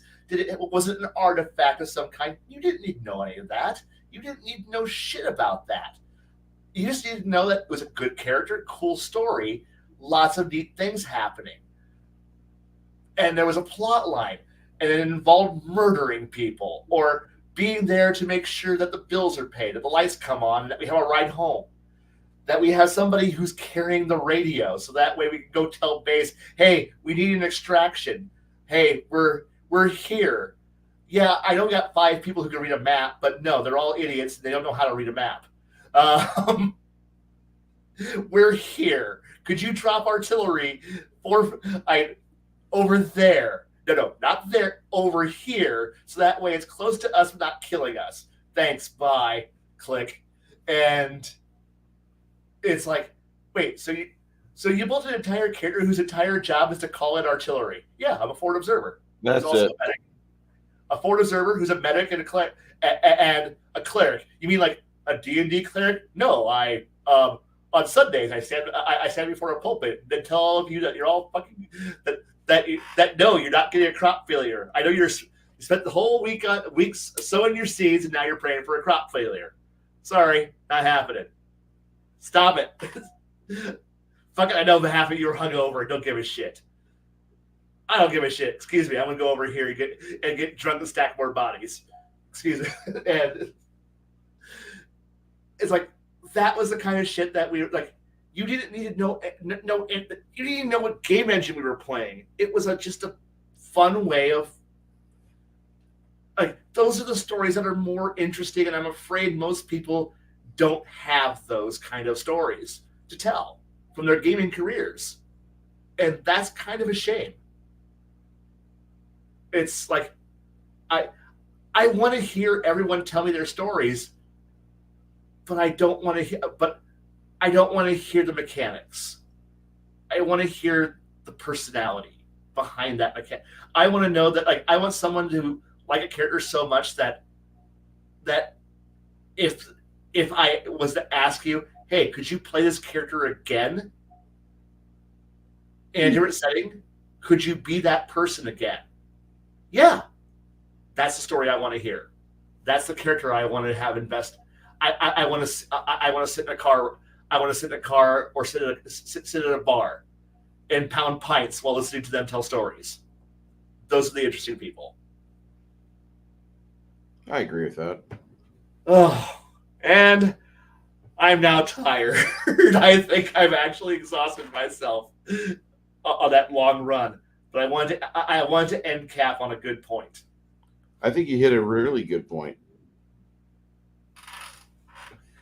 I appreciate you being here with me for this. This was an interesting deep dive that you wanted to get some stuff off your chest, and we danced around quite a bit, and we settled on this topic. And I was just kind of quiet and let you finish while I tried fixing this miniature. Yep. We will get back to this 2 weeks from now on the 18th of November. We'll have a lot of fun then. We'll have a new topic probably, or not, or just feel free to write in whatever you want, like whatever you want to know about, either on Discord or in our, in the chat down below. Yep. Comment section. Comment section. Use the comment section, guys. There's nothing there. It's free, and it causes no harm, and YouTube likes it. Yeah, if you don't care about. But hey, it helps out me on some things. But I want you to use the comment section if you can, or use the chat when you're in here in the live stream. But afterwards, comment section. Yep. Okay. Or just track us out on Discord, because I love talking on Discord. Yeah. My name is Bruce, and this was my friend Khy. Yeah, the camera's bugging out. Not our fault. It happens. We will talk to you all 2 weeks from now. Thank you so much, and have a good night. Good night.